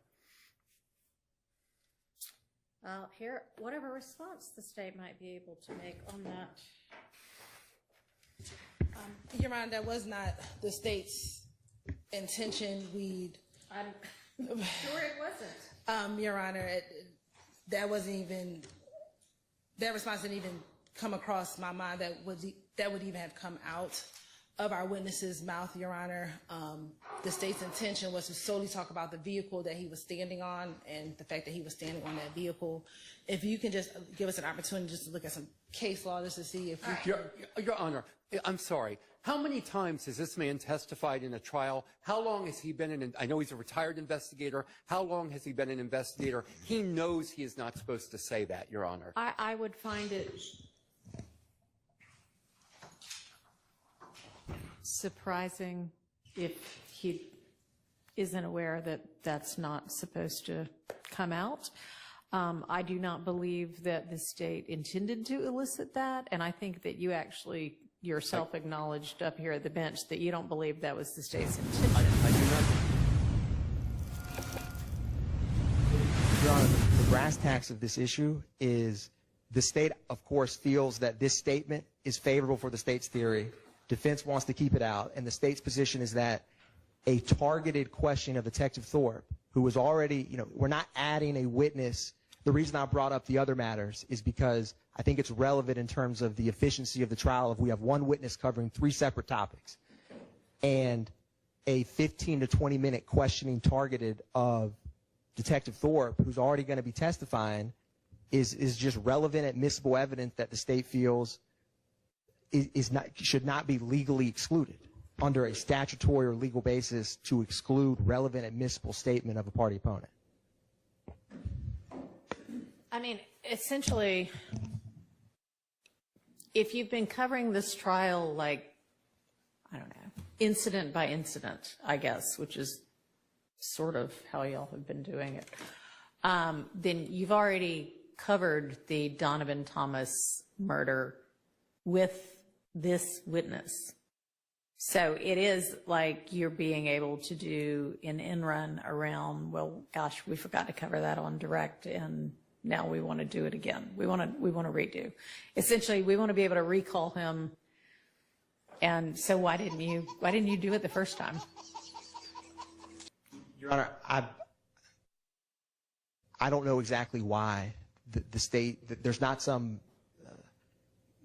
secret or tactician trying to be gained by putting this statement in now, to be quite frank with the court. It's just the state, and sometimes this happens in trials, where a witness can be recalled to talk about testimony that has not been discussed. All right. I mean, but essentially that's what you're doing, right, is saying, okay, we haven't gotten to some of these things, but we'd also, while he's up here, like to be able to essentially recall him as to this other thing that we didn't cover before. Well, Your Honor, the primary purpose of Detective Thorpe, and the reason I keep bringing up Kendrick's statement is because that's kind of, in the state's position, critical to why we're discussing this, because if he's going to be discussing one of the defendants in trial statement at this present time, because that prior testimony is not in evidence, the state feels that it's important to talk about the other defendant remaining on trial statement that was close in time, because we're going to be that's the main reason for now, Your Honor.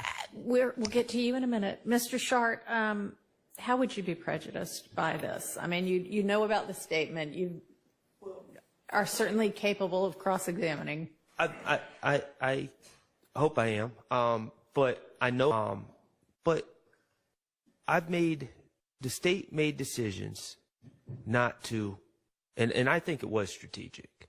Their strategy quite well. That might be giving them a little too much credit. Well, it's ironic because Mr. Stillwell said things in his statement that were very helpful to Mr. Williams. And they chose not to put that into evidence. Now Mr. Williams is pled. Now all of a sudden they want to recall this gentleman to bring in that statement. And I've been proceeding with this trial over the last 3 months, under, I think, the fair belief, based on the way things have been going, that wouldn't be admitted into evidence. Now, I'm not trying to throw anyone under the bus, but I find out about this. I see Detective Thorpe's name all of a sudden show up on a witness list when it wasn't on the upcoming witness list. And then it's, well, why are we recalling Detective Thorpe? And it's, well, to talk about Kendrick's statement, to talk about the Mac Miller and Darius Ford murder. Poppy Cats, what's good, family? Appreciate you joining. Which I get, but then it's like, oh, and we might ask him some questions about the statement your client gave that we didn't ask about back in September. And I don't think that's appropriate. And I think that I don't think it's appropriate to be able to recall witnesses repeatedly to highlight, when you want to highlight them, what their testimony is. If this was going to be brought out, then it should have been brought out in September. I guess if I deny it at this point in time, the defense can put on whatever case they're going to put on, if they're going to put on a case. But I think that you had indicated before you had at least some defense case. Is that right? When we're in trial for 2 years, Diamante is not our only client. We have other clients. Now, fortunately, a lot of them, if not most, are out on bond. But there's scores of our clients that are sitting. The 42nd Thorpe encore. I don't know. I might have. I'm not sure. Sitting in jail waiting for trial, and they can't get their trial because their attorney is in trial. We can only do one trial at a time. That's just our clients. Replicate this over and over by the number of defense attorneys involved in the case. Look at the judicial resources dedicated to this case. Look at the resources of the DA's office dedicated to this case. Look at the resources of the Fulton County Sheriff's Office and Cobb County involved in this case. And it was a huge diversion of Yeah, Thorpe was after Dennis because that's when they was talking about he was just repeating the same thing. So I think I do got some of that in here. Resources that could have been put to other uses. Well, I don't just think that, I know that. The YSL case bogged down courts throughout Metro Atlanta, all the surrounding counties, and even courts as far away as Cairo, Augusta. All of them were suffering the effects of attorneys that have cases in those courts being tied up here in YSL. Gunna and Young Thug are facing a RICO charge, but what is a RICO? We hear it in rap songs, and now we've been saying it, but we want to tell you what it means. It stands for Racketeer Influenced and Corrupt Organizations. It started out as a federal law, mainly targeting the mafia back in the day. But now almost all states, including Georgia, have adopted similar state RICO laws. It focuses on organized crime and only requires the state to prove that some group of people are committing a pattern of crimes. Are your police reports? Speaking. Hello. I'm sorry, I was speaking. Both y'all can't talk at the same time. I know, I was speaking and I expect you allowed to speak when I'm speaking. Hey, both of you all need to just take it down a notch. And so, Your Honor, if I may finish, because I was the one speaking before Mr. Weinstein interrupted. But you continually engage in this pattern of behavior, Ms. Love. You don't want to accept my ruling. Your Honor, and I know you're being an advocate, but at some point, stop. Just stop. I made my ruling. Good, bad, or indifferent to you. You're going to win some, you're going to lose some. I do accept that fact. No, but you Judge, don't. No, you don't. Your Honor, we have just not been able to present the evidence. I get it. And if you have an independent basis to introduce statements that may not, or that may be not subject to the fruit of the poisonous tree. Chan Ma Black is golden in the house. What's good? He said may or may not be subject to the fruit of the poisonous tree. All her shit is subject to the fruit of the poisonous tree. Or any other thing, if you have an independent basis to introduce statements that may not, or that may be not subject to the fruit of the poisonous tree, or any other thing, or any other issue related to evidence that may have flown out of this particular interview, then I'll hear it at that point in time. Has to take into account to determine the voluntariness of statement. In such. Plans and pins, what's good? What's good? Appreciate you joining. The motion to suppress Jackson Dental hearing states 1 and 2, Mr. Kendrick's video statements. In particular, the court has viewed a portion of those particular statements relative to the periods of time at 2:16 p.m. continuing for approximately 3 minutes or thereabouts. Also from 2:56 p.m. continuing to about 2 or 3 minutes. And the court specifically has heard in the first video at 2:16 or thereabouts, near the end of that colloquy with the detectives, I need to talk to my lawyer. I don't want to talk no more. And at the second video,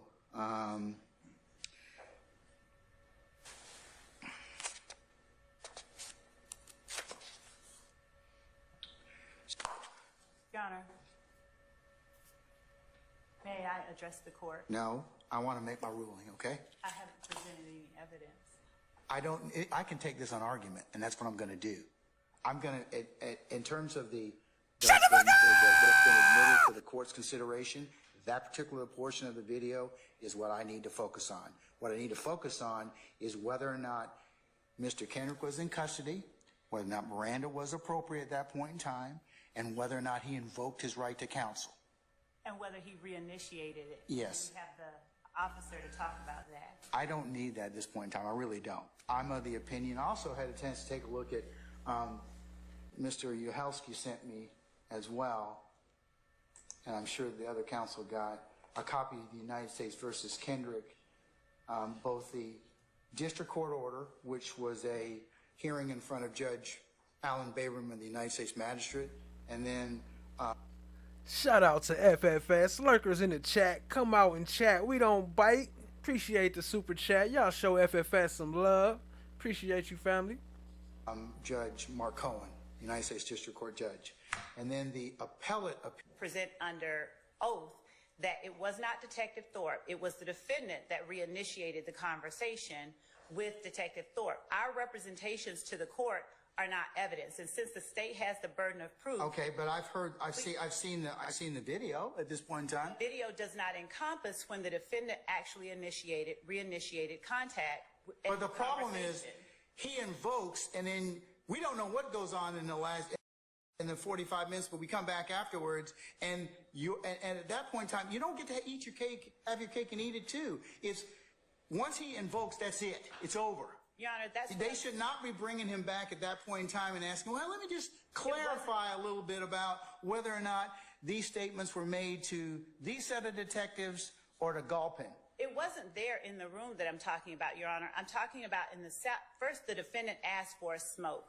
So they took him out for a smoke. When they took him out for a smoke, the defendant reinitiated the conversation as they went outside. That is what they found in the district. Your Honor, I apologize for interrupting the state earlier, but the state can talk the ears off a donkey.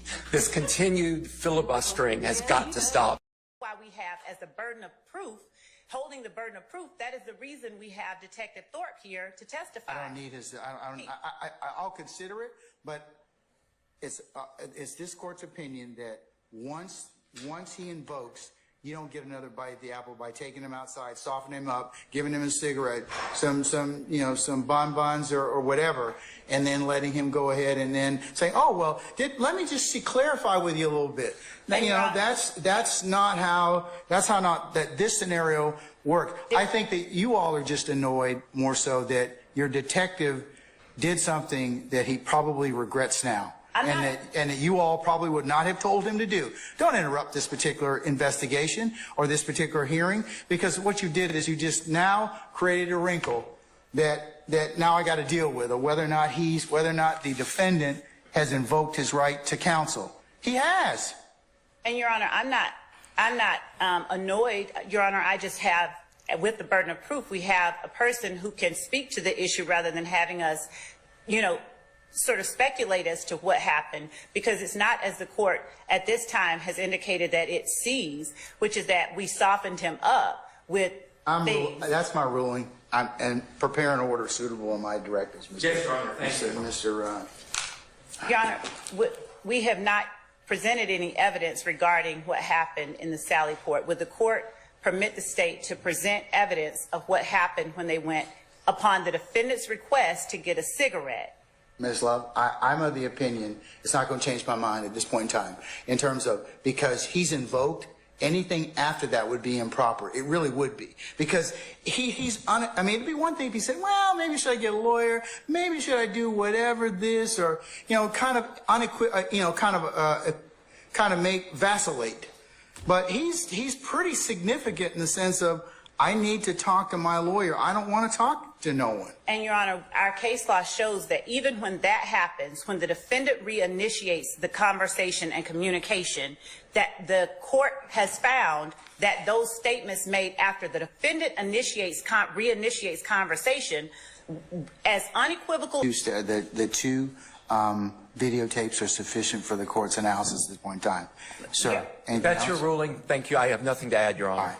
And Your Honor, what happened with the Sally Port, the conversation being reinitiated by the defendant, that actually happened, and we have the proof here to show it to the court. This court's of the opinion that it's like this. Once you initiate your right, or you revoke your right to be examined and have counsel, and to have counsel present at that point in time. The courts are very, let's just say, cautious about reinitiation at that point in time. And you all presented to me what was the salient point of this particular issue is. So if I believe at this point in time that he's invoked unequivocally his right to counsel at this point in time, the questioning is supposed to stop. You're not supposed to go out and get cigarettes and do everything else. It's supposed to stop. I mean, that's this court's opinion. So, and that's my ruling. And Your Honor, the thing is that, Your Honor, we did not. You're arguing with me now, Ms. Love. So can we stop at this point in time? Your Honor. If you have other evidence independent of this, I'll consider it at the appropriate time. And we do, and that is what I was asking. So if the court will permit me to actually introduce the evidence that we have, as the court in State versus Paldo 309 Georgia 130, where it says a suspect who asks for a lawyer at any time during a custodial interrogation may not be subjected to further questioning until even hearing what he has to say. May I please speak? Please. May I please speak? Okay. And Your Honor, I was asking that the court. Are you finished, madam? I was not, Your Honor, giving me the moment to speak. Thank you. Your Honor, I apologize for interrupting the state earlier, but the state can talk the ears off a donkey. This continued filibustering has got to stop so that opposing counsel can speak. Your rulings at some point have got to be final, Your Honor. Whether you hear from Detective Thorpe or not is irrelevant. He requested his lawyer, he invoked his right to not speak anymore, and I don't care what schmoozing Detective Thorpe did out at the Sally Port, taking my client off camera. I don't know what went on down there. I don't know what self-serving, well, I have some idea. I don't know what self-serving statement Detective Thorpe could possibly give to this court that would cause the court to change their order. This continued going back whenever the state loses in this case has got to stop at some point, Your Honor. Thank you. Their case was shit because of it being tardy or so late. It wasn't just a week late or a day late. It was 6 months late. Judge Glanville said to me, well, if this would have been a civil trial, I would have kept it out. And I just found that to be a shocking statement to make. Backwards. Because my thinking is, well, what you're really saying is if it's about money, then you would have kept it out. But since it's about my client's life and the lives of these other defendants, you're going to let it in. And that's, to me, it's the opposite thinking. The standard should be higher. And once that prosecutor was more or less mostly removed from the case, everything got better because we had a prosecution team that we could trust, that was professional, that was ethical. You could feel the atmosphere in the courtroom change. Actually, I was just talking to a juror for 45 minutes before I got on the phone with you. Cool. And she said she could feel the atmosphere in the courtroom was different. And she used the term that basically there was a heaviness that would appear when that prosecutor came in and a lightness when she wasn't there. So she could sense it. Permission to publish? What are you doing at that point in the video? We're inventorying the jewelry and items. I'm stealing the watch. Okay. Inventory? And is this image that is taken, that's part of your inventorying procedure in the home? Is that correct? It's a documentation procedure, yes. So if you watch the video in its entirety, you take it and the watch is photographed like this, box is closed, it's taken and put up on the shelf in the upper left-hand corner, and the inventorying continues. And then Not true. Not getting true. packed up. No, That seems like a lie. Okay. Because what about the Taisha Alexander Tell me, comment? I'd like to know about this. Tell me in the whatever coverage you saw, what did you learn about this watch that came up in this trial? Punched it. The watch gets boxed back up and placed up on the shelf. That's a and it gets lie. left there by the team as as an accident, it was left there. The home was then turned over to Mr. Williams Sr. and Mr. Garfield Lamond. I said, now you putting it on Big Jeff? On anybody but herself. I watched that video. Sorry about the background noise. I watched that video, and in that video, which I couldn't play because her damn face is all over it, you don't see her putting that watch back on the shelf if you watch the video to the end. That's just horseshit. Okay, I'm done now. Yeah, I have a motion to strike the testimony of Investigator Viverito. This is the tea. That came under her. And the reason I make this motion, Your Honor, is yesterday it came up that she had not been, that she had been following the case. The court asked me to not pursue that. I'm not. Come up that she had been following the case. It came up that she knew that somebody had mentioned her on Twitter. Okay, and your opinion would have been different if she was following the case? But Hi, guys. How is everybody? Mr. Copeland was going to show you a video. I just want to know if you recognize that video. Okay. Oh, yeah, I'm sorry.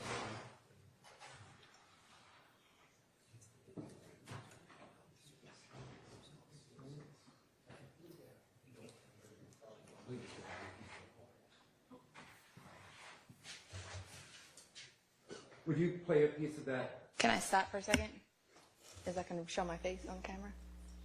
Hey, I had to play that. Y'all seen how crunk Cat was when that tea was coming in? She was so excited. Shout out to Cat. Y'all go sub up to Queen Slime. No, we're not going to. Okay, I just want to make sure. I'm not going to show you. Okay, yes, absolutely.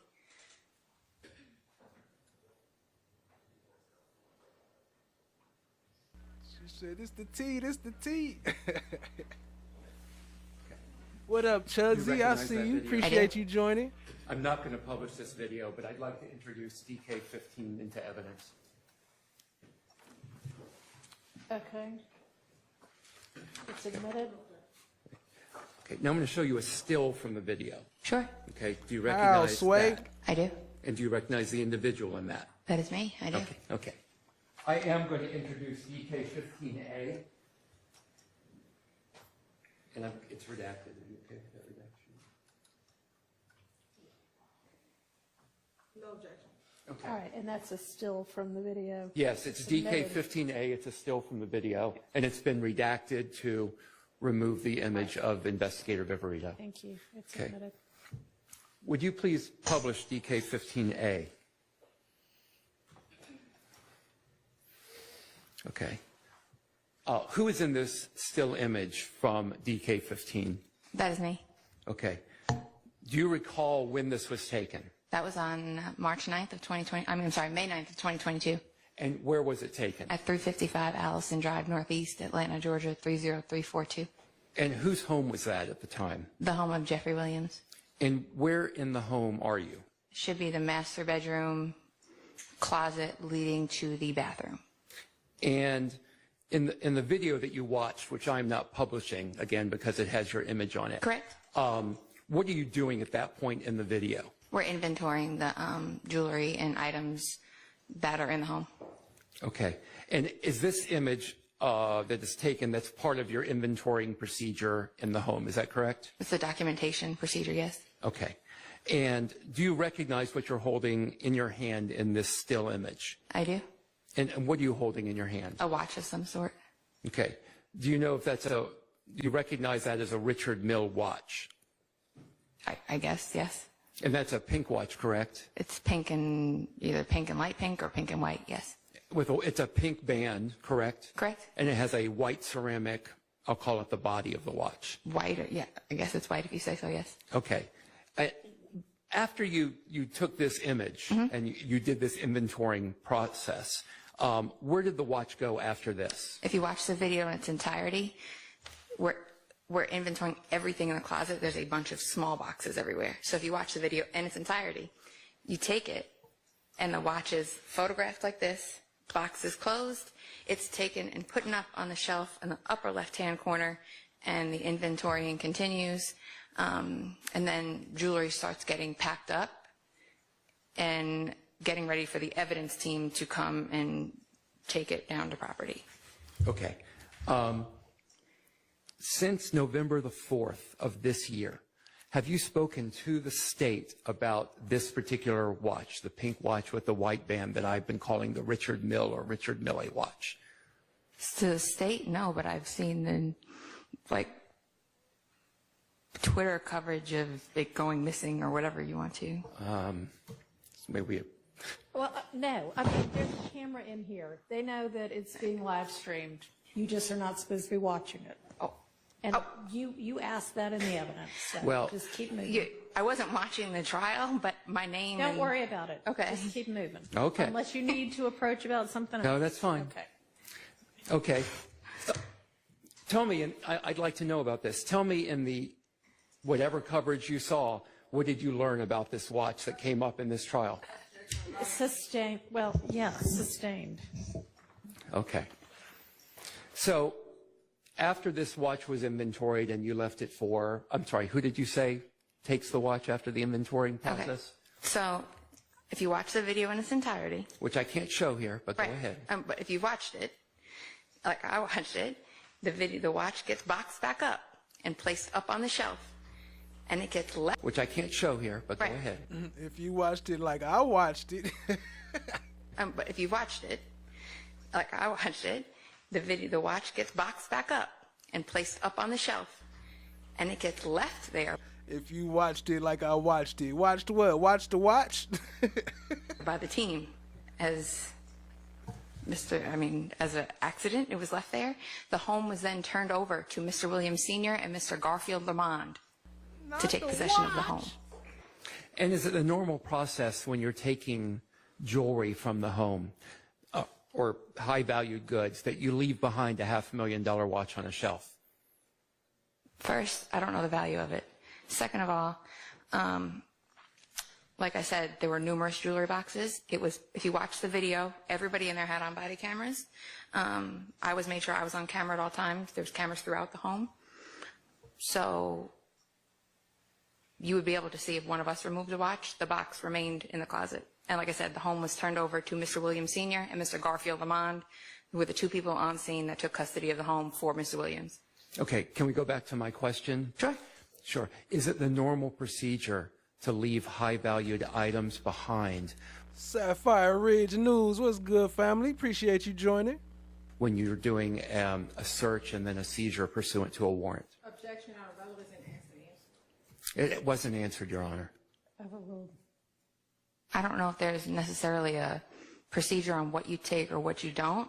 Like I said, it got left behind. There were other things, like other items of evidence that I had asked to be taken, such as photographs and artwork that had relevance to this case that were left behind by the evidence team. It was quite a big operation. There was a hostile crowd gathering at the bottom of the driveway, so we were trying to speed it up to get out of there. So are you telling me that law enforcement has no procedure with what you do with high-value items that are subject to a seizure warrant? Objection, relevance, asked and answered. It's asked and answered at this point. Okay. So the watch you say was left behind. What else wasn't done according to your instructions at the home that day? I believe there were two pieces of artwork that were, one was Mr. Williams in a general uniform with snakes on his arm, and then one was Mr. Williams as like the Jesus at the Last Supper with all the people around him that I thought were relevant that were not taken. And like I said, it started to get pretty hostile out there, so we were trying to speed things up. You said that there were many people with body cams in the Correct. home at the time. How many people approximately at the time of this raid of the home, let's call it that, were wearing body cams? Almost everybody. And did these body cams capture Mr. Kendrick within the home? I believe they caught Mr. Kendrick running from the home. That's not the question I asked. They caught him outside of the home. I don't know how to better.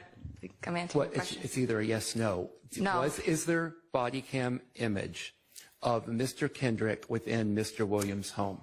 The body camera image I saw was him running from. Dang, you know what? I should have grabbed that clip, adventuring. Yeah, I do remember a body zooming in and checking through the inventory, looking at the picture. From the home. Is there body cam image of Mr. Answer Williams yes or no, and then you can explain.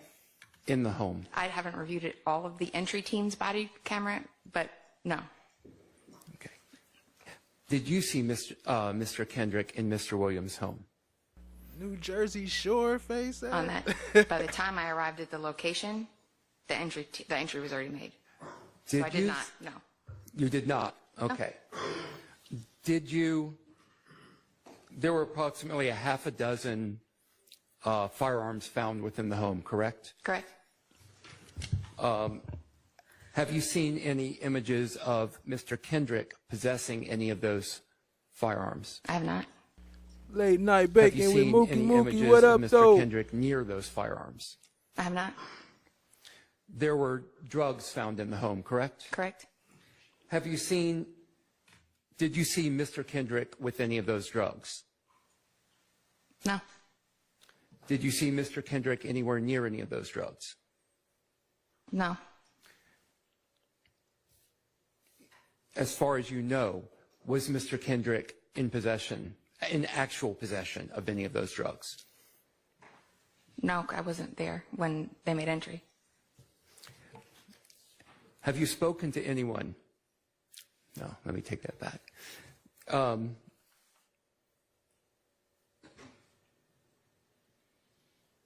Did you speak to Mr. Kendrick at all at that time? I did not. Okay. As far as you know, did Mr. Kendrick have any of those drugs, as far as you know? As far as I know, no. And as far as you know, did he have any of those guns? I just know he was in the home where they were located at some point that day. Okay. Let's talk about the mob ties video for just a moment. Yes. So in that video, at the very end, right, we have Mr. Kendrick saying, excuse my language, saying, knock it off your big homie bitch, correct? Correct. Do you recall how many times that line was stated prior to Mr. Kendrick uttering that line at the very end? Multiple. And it was stated by 24 Heavy, Ricky Hill, correct? Correct. And I believe he states it 3 times, right? Correct. So Mr. Kendrick is just repeating a line that someone else has written or someone else has said. He's repeating that at the end, correct? I'm not sure who the writing credits go to, but he did say it at the end. Yeah, I'll go sub up to Sapphire Ridge News new channel. Appreciate you, Kat. He's not freestyling it in that it's never been heard before in the song, correct? Well, it wasn't part of the song. At that point, the song had ended, and he yelled it. But it had been said 3 times before in the song, right? Right. So you're aware there's post-editing that lines can be put into music after the song is recorded, correct? Right, but the context of how he was saying it, the way he said it, wasn't going along with the song. Ooh, this is interesting. Tell me about that. It was after the song had concluded, and he kind of yelled it out with Miss Raven, and I forgot who else was with him. How do you determine that a song has concluded? The video, the way it's portrayed in the video, I didn't edit it. The way that it's portrayed in the video has ended, and he utters it at the end after the song is concluded. So what training have you had in music to know, when a song is ended in a particular video, when there's an utterance after a song is ended? Are you asking me how I know when a song ends?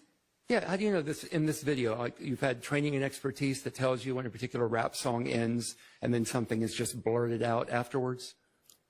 I mean, I've listened to the song independent of the video, and that's not on the track. But it's in the video, correct? Right, but when the song concludes, it's not part of the track. Can we put up, which one of y'all are throwing up exhibits? Can you put up 512 VV? Yes. Mr. Atkins, thank you so much.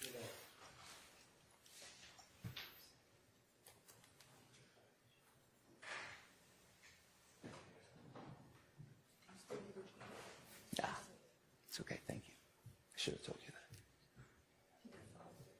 So, thank you, though.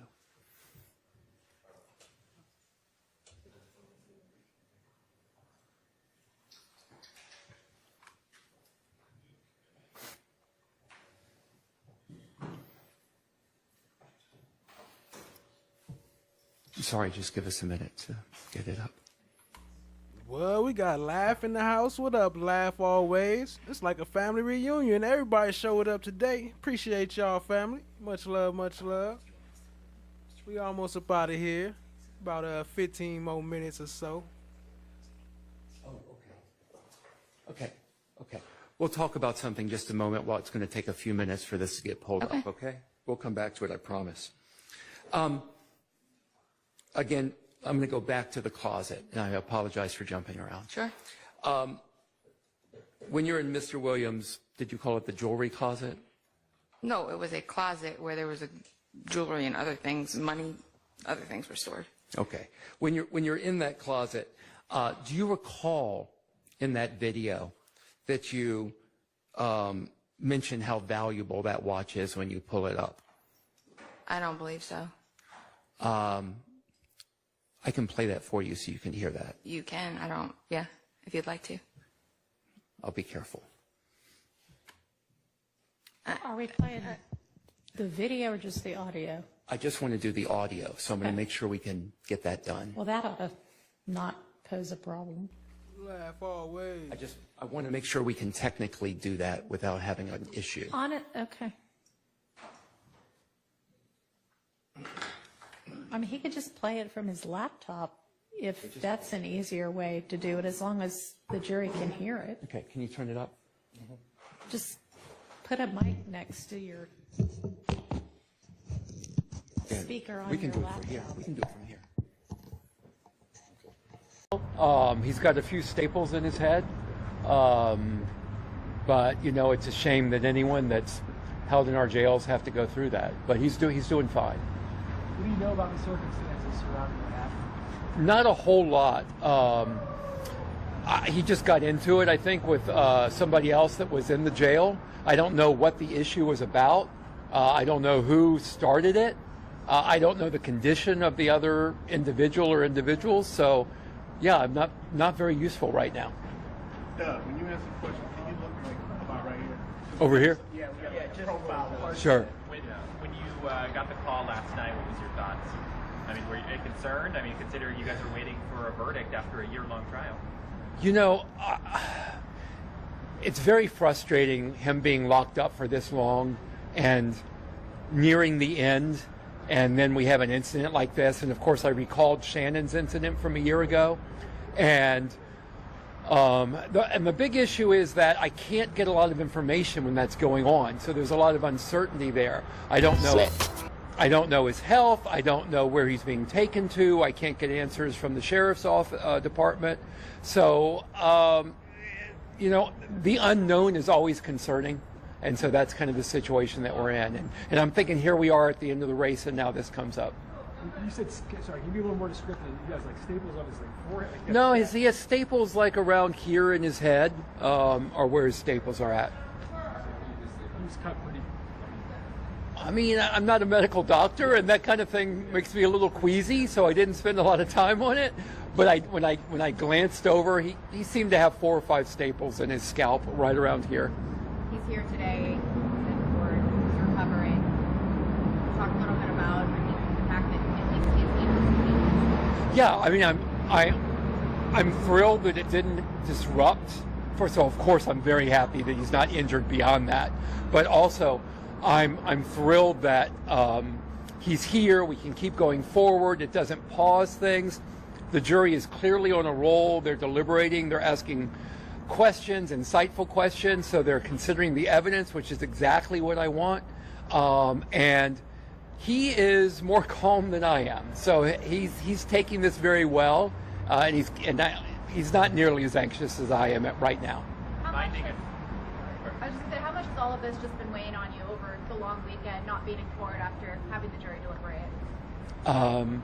I have tried to distract myself as much as I can, and that's a challenge because I can't take it completely out of my mind. This has been going on for 2.5 years. We've been in trial for 2 years. I've invested a huge amount of time into this, and so waiting on the verdict is very, very, I don't even know how to describe this feeling. It's very stressful. Binding attorney-client privilege, what did he tell you today about how he's feeling after that incident? You know, concerned about being in the jail? You know, look, he's been in jail about 2.5 years now. He's used to being in there. He knows what it's like. But no one is comfortable in jail. He just as much as like Woody would do anything to stay out of jail. I mean, Mr. Kendrick Diamante does not want to be in jail. And this incident does not make things any better. But he's there. He knows that, or at least he hopes and is confident that he's going to be out soon. So he'll deal with it for a few more days until finally we'll get him out. Anything else you want to say? Anything else you want to add? Anything we didn't ask you that you want to mention? Did he say whether it was a piece of the building? Was it a knife that he was stabbed in? You know, I think it was some type of an improvised shank of some kind, but we didn't get into that a whole lot. Really, I guess what's most interesting about it is his focus is not on that incident at all. His focus is on this jury verdict, listening to the questions, seeing what they are. Like this morning's questions really had nothing to do with Mr. Kendrick, but we still were kind of looking at it just to see where the jury's head was at. He and I are both, when those questions come up and when the jury is watching the video, he and I are watching the jury more than we're watching the video because we want to see their response, how they're reacting to what they're seeing. So again, our focus is on this jury and on this verdict, and that's where it's going to remain. This is a distraction, and he's not really thinking about it that much right now. I know the questions have nothing to do with your client. However, they're focusing on theirs. I mean, that was a big part of his, How do you feel about that? It's like, Well, and I'm not blaming this on the jury. The state made lyrics part of the issue in this case, and I guess a big part of me was disappointed that they wanted to hear those lyrics, because my position has always been that those lyrics have nothing to do with this case. They should never have been brought in. We need to get Congress to pass the RAP Act so that there's a higher standard for bringing in that evidence. Georgia really needs to introduce its own version of the RAP Act if Congress is not going to act. And so I guess the jury wanting to hear the lyrics, I'm like, I don't even think it should have been put in front of them. But it having been put in front of them, I can understand them wanting to listen to it. Thank you for that question. All right, I noticed that. Peace to the family. Welcome to Flesh of the Gods. So you want to get your hands on some slime coins? No problem. Just jump into the chat, drop a message, and boom, you'll be gifted your first points. Now, if you want to see how many you've got, just type !slime coins in the chat, one word, no spaces, and you'll see your balance pop up in the chat. And when you're ready to redeem them, look up at the top of the screen for command prompts. The commands on the top left will alter the stream. The commands on the top right will summon puppets. You can donate via Cash App at $Versatile369 or the PayPal link in the video description. Thank you for tapping into the most interactive live stream. Like, share, and subscribe for more. Your support is greatly appreciated. Stay fresh and stay blessed, family. Mr. Kendrick's verdict form is dated December 2nd. Is that because that's when you all reached the verdict with regard to him? Okay. And then Mr. Stillwell's is dated today. Okay. All right, Mr. Kendrick. You have been found not guilty on all charges. Mr. Stillwell, can you please stand? You have been found guilty on count 64, possession of a firearm by a convicted felon, and not guilty on every other charge.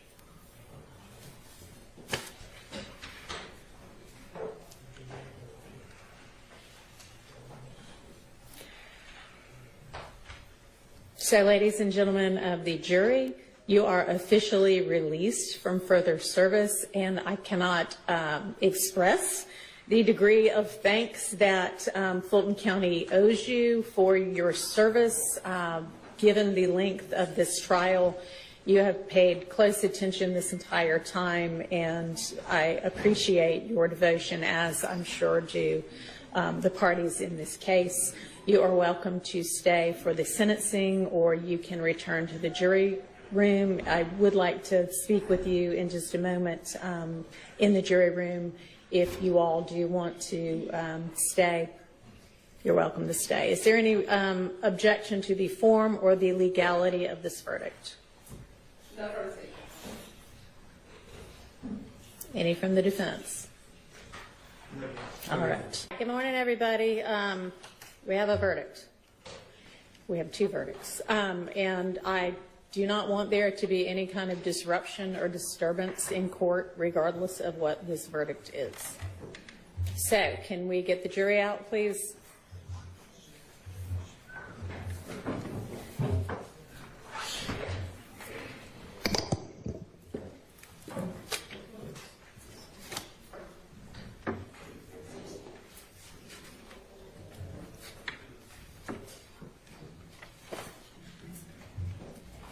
What up, MM? You set up?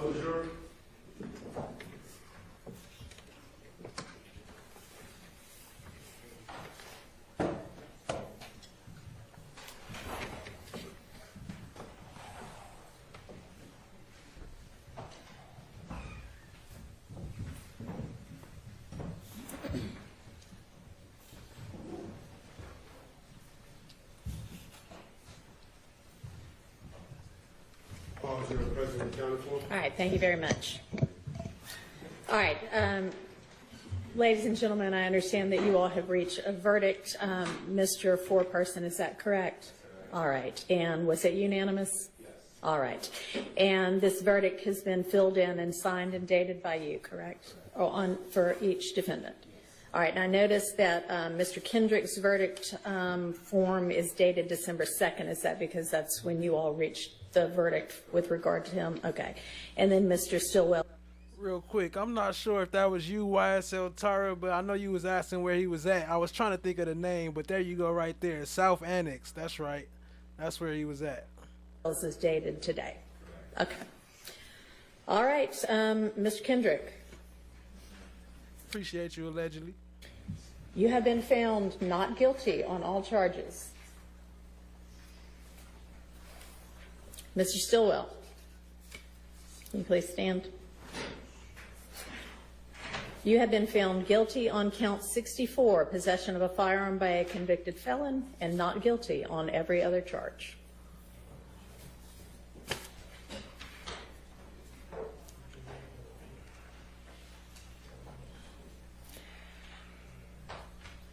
So, ladies and gentlemen of the jury, you are officially released from further service, and I cannot express the degree of thanks that Fulton County owes you for your service. Given the length of this trial, you have paid close attention this entire time, and I appreciate your devotion, as I'm sure do the parties in this case. You have paid close attention this entire time, and I appreciate your devotion, as I'm sure do the parties in this case. You are welcome to stay for the sentencing, or you can return to the jury room. I would like to speak with you in just a moment in the jury room. If you all do want to stay, you're welcome to stay. Is there any objection to the form or the legality of this verdict? Any from the defense? All right. All right. Is there any reason that we can't go ahead and sentence? You may.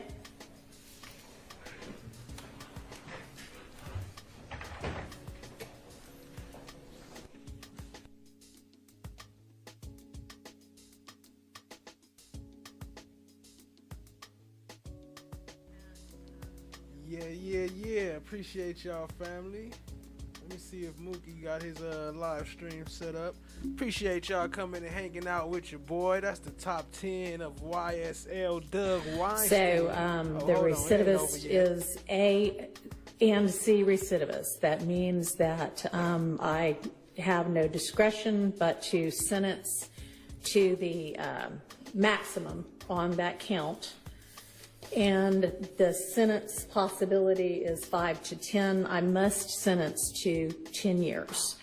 However, I can probate any part of that sentence at my discretion. And so the court sentence on count 64 for Mr. Stillwell is going to be 10 years to serve 2, with credit for time served, the balance served on probation. All right, I am going to recess.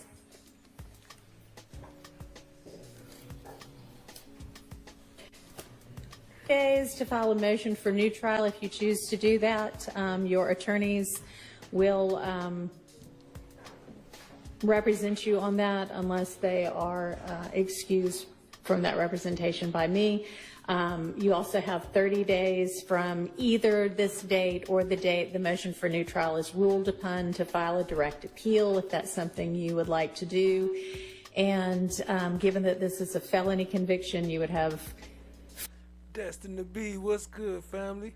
Cat Knight Williams says, I think YSL Nicole has SB's last case. Okay, that'll be interesting to watch. Appreciate that. 4 years from the date that those direct appeals are finished to file a habeas corpus petition challenging anything about the constitutionality of this conviction and sentence. All right. Prentice Jones, what up, family? Their case was shit. Appreciate you joining, Prentice Jones. Jazzy T, what up, though? Laugh always, have fun. Appreciate you. FFS in the building. Much love, much love. Late Night Bacon with Mookie. What up, though? Appreciate you. If you drop the link if you're going live, or let me know. Cat Knot Williams, appreciate you, family. 56, juror number 56. Appreciate you. Appreciate the support. Shout out to the stream sponsors. Tat Tat Tat, FFS, and Cat Knot Williams. Appreciate y'all, family. Much love, much love. Until next time, we up out of here. Let me see if Mookie gonna drop this link or not. Let's see. I could cry all over again. Shout out to Brown Sugar Babe. Appreciate you. Jazzy T. Allegedly Maybe. Appreciate y'all. Chan My Black is Golden. Cha Diggy. Adventuring. Shaq's Face. I just saw Juror 56. Okay. Appreciate y'all. Y'all make sure y'all go to the post tab in the community tab and vote for your favorites. Cat Knot Williams been killing them on the votes. We about to start round 2 pretty soon. And other than that, we gonna get up out of here. Joni 4 in the building. Tat tat tat. Appreciate y'all. Brown Sugar Babe. Appreciate you. YSL Tara 999. I see you. Appreciate you joining, family. Allegedly Maybe. Sapphire Ridge. Joni 4. I think I'm seeing doubles. Cat Knot Williams. We up out of here. Much love. I'm going to try to grab this link by the time this outro ends. And other than that, I'll see y'all next time. Shout out to YSL Doug. Y'all go vote if y'all want him to be number 1. Yes, sir. Until next time, we out. Much love, family. Stay fresh. Stay blessed. Peace out.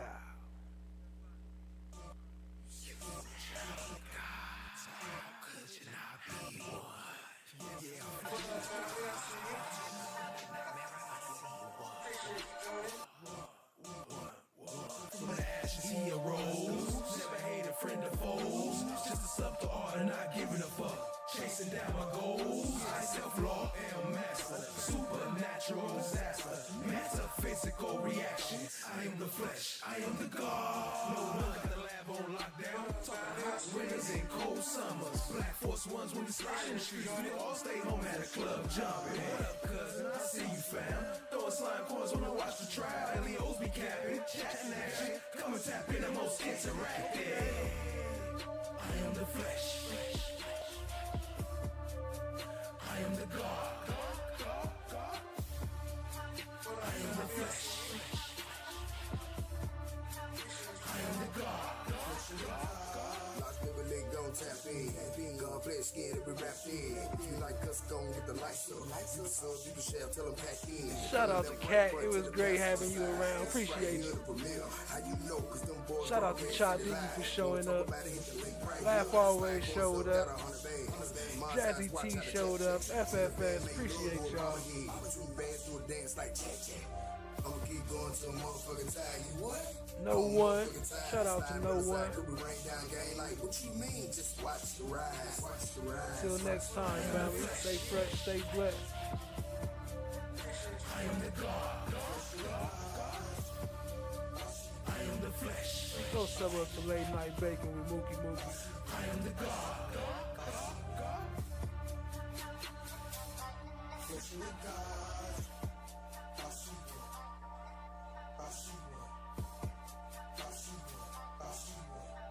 Tat tat tat. Shout out to Tat Cloud. Appreciate it. Jazzy T.